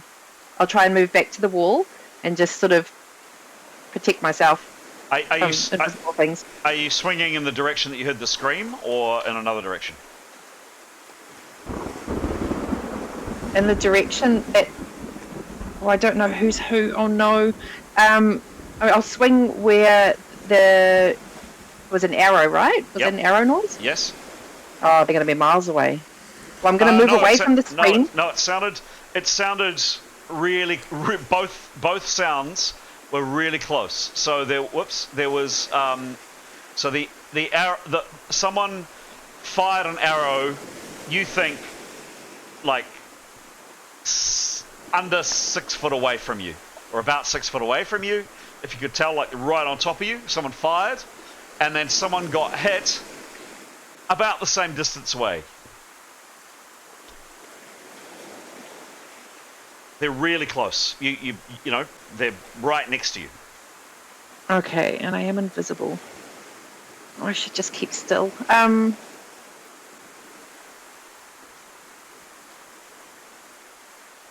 I think I will try and go back towards the rock, just so there's something behind my back. Right. And keep my quarterstaff out in front of me, just in case it can block something. Okay, so you kind of tap your way back. Is that right? Really quietly, yeah. Okay. How? I'm not very quiet walker, am I? I don't think I am. Are you absolutely sure you don't want to take a swing at something? I can just swing it as I'm walking, but just Okay. you know, just to sort of stop in case someone's trying to get me with a sword. That's what I'm trying to block. Okay. Okay, so I step backwards, like holding the quarterstaff out, waving it around till I get back to safety at the rock. so stepping over Nicholas to back where you were sleeping. Stepping over him. Oh gosh, I can't really see where I am. No. Well, not over him, just flat against the wall. Is he in the way of me on the wall? So you were at the very far end of a little niche, and Nicholas was in front of you. You did see that. Oh, so I stepped out, right? Yeah, I'll step back out over him, back against the wall. Okay. Cool. You duly do that. Cool. Okay. All right. Cool. Thank you. And I'll leave you there for a second, and I'll be back in a tick. Tarquin. Hello, Tarquin. Hello. Chris. Hi. I made another mistake last time. A lot going on in my head. I'd mentioned to you that Jadar was out here. Actually, I had forgotten that that you couldn't have seen Jadar. You didn't see Jadar. Fine. You have an arrow ready to fire. What do you do? Again, I'm going to fire at something soft and squishy, hopefully more effectively than last time. Give me a roll.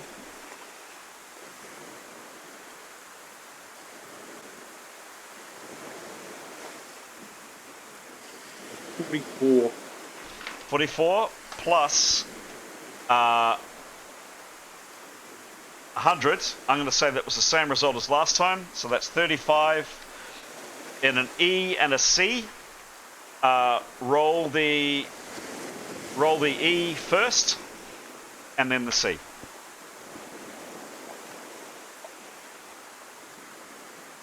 $23. Come on, Tarquin. 23.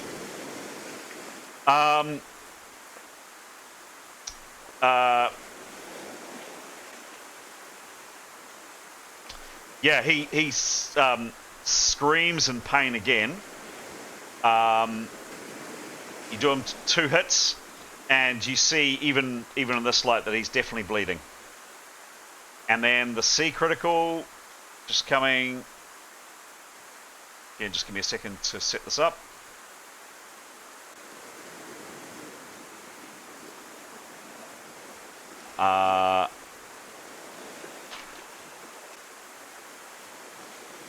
Oops. Okay, roll the C critical, please. 76. 76, good roll.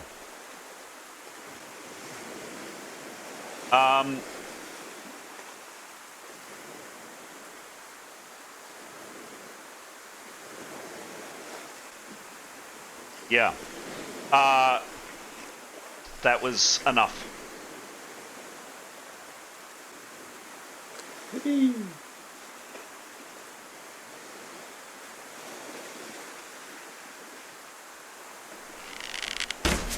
Squish. And this person goes down. How does this happen, Tarquin? So if I could choose this knowing where I'm firing and what I can see, this would be arrow to the face. Okay. Lucky shot, makes the eye, into the brain. Thank you very much. Down you go. Night, night, nurse.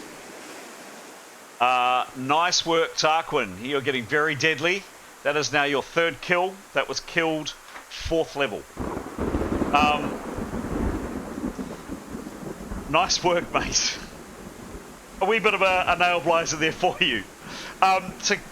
Well done. To kind of wrap up the scene here and to get us all on the same page, what do you do? I've got 50% of my action left, haven't I? We're going out of rounds. What do you? Okay. I mean, so I'm gonna give as good a perception as I can to make sure there's no more of these enemies within my 100 Sure. radius. Yep. Then what I'm going to do is move back over to my charges and check on them all. Okay. So Jada, of course, was invisible. You knew that Jada was invisible. You did think you'd heard some movement, and at this stage, I'm going to ask Jada to join us. Just 1 second. And obviously, Chris, I should have said this. So long as my look around tells me nobody else is around, I'd be saying, I think it's safe, guys. I've cast darkness. Anyone awake? Anyone around? Sure, done. Hey, Ansek. Hello, Jada. Can you join us in chat room 1, please? Hello. Thank you. Yeah, I'll join you. Thank you.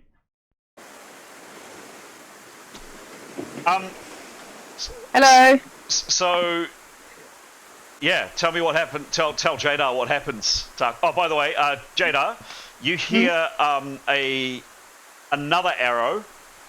It's now been 2 arrows. There's a scream this time, and then, well, you hear exactly this actually.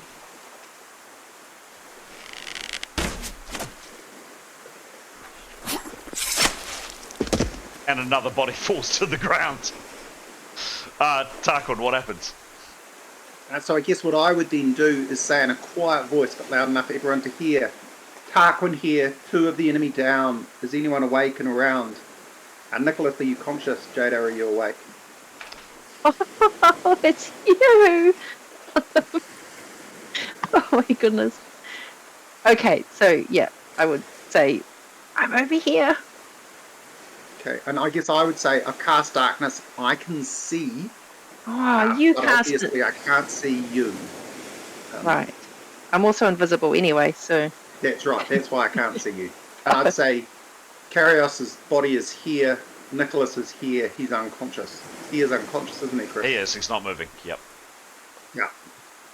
I have no idea what's happening with the rest of the party. I think that's the information I provide. Okay. Oh, and I think I'd tell Jada that I think she's been asleep for about half an hour, and now it's about that long, isn't it? Oh, no. Okay. Right. About that. What do you guys do?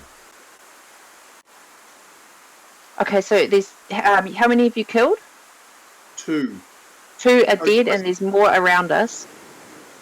Yes, so I've had a look around before I spoke and could see nobody else. Although I do recall, Chris, a couple of games ago, I think I saw 3 people coming down the path. So I wonder where that third person's got to.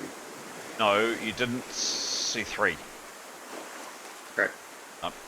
Okay. I'd say I don't think there's anybody else around. I can look up the path and can see nobody. Okay. Although the bridge is repaired some 80 feet away. So guys, I'm going to do a bit of a round-off session for everybody else. Do you want to join us in chat room 1? Please keep your information to yourself of what's happened, please. Yeah. And thank you. I'll see you back in chat room 1. Chat room 1. Oh. Oh. Tarquin's back.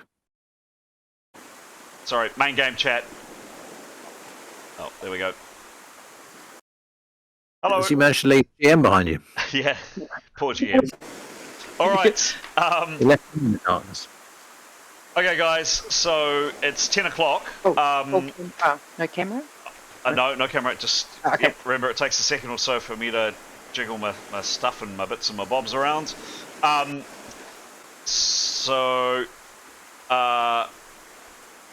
Bit of narration from myself.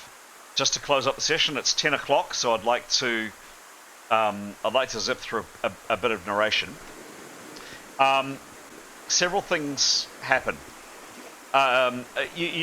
Unless anybody's doing anything wildly different, waiting on the beach, you're taking precautions. Severin, someone has given you a hand. We'll determine who a bit later on, but has given you a hand to bind up your bleeding injury.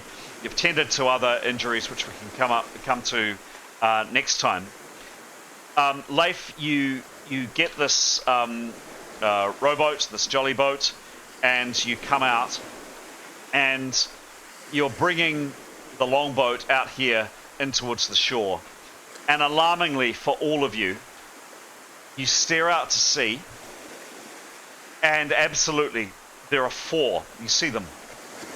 4 longboats coming in directly towards the cave, and they're coming in at quite a speed. They're being rowed fast. And even more ominously, on these boats, there are a lot of people in them. And even from this distance, you make out the glint of weapons and shiny things, and there's definitely people gearing up for a fight. And just as you're beginning to turn your minds to, and Leif, you're not far off from pulling the boat up, all of a sudden, distantly, very distantly, you hear the clang and the cries from the ship out to sea. There's a bell out, way out to sea on the ship. The ship here, clanging for all it's worth, and shouting, distant shouting. The elves can just make it out. Some of you can hear it. And probably 700, 800, maybe 900 foot away from the shore, this happens. And the rowboats, these large jolly boats, turn, and even faster than they were before, start making it back towards the ship. They get on. Most of you lose sight of what's happening, but there's kind of the scrambling, and it looks like people are getting back on board off in the distance. And not long after the boats get back, this ship that you can see on screen starts moving off at pace, at a great pace. And shortly after, 2, firstly 1, then 2, then 3 ships round the cape, around the corner, and come into view of you in the bay. That's where we're going to leave it for tonight.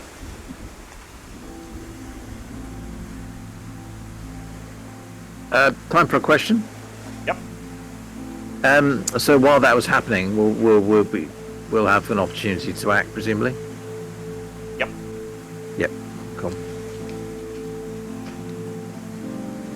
I'm assuming people were kind of picking up the pieces from the fight and getting themselves sorted. Sure. There we go, guys. That was a particularly amusing session for a GM to GM, and particularly for Tarquin and Jadar. You guys might want to see what was going on down the other end of the beach once the recording is up, which it will be in a day or so. Thanks, Chris. Lots of quiet spells. Excellent. There we go, guys. Hope you had fun. Hope you enjoyed yourselves. Yes, thank you. Thank you. Next session, Chris? What's that? Next session is next Wednesday, I believe. Thank you for the reminder, Anthony.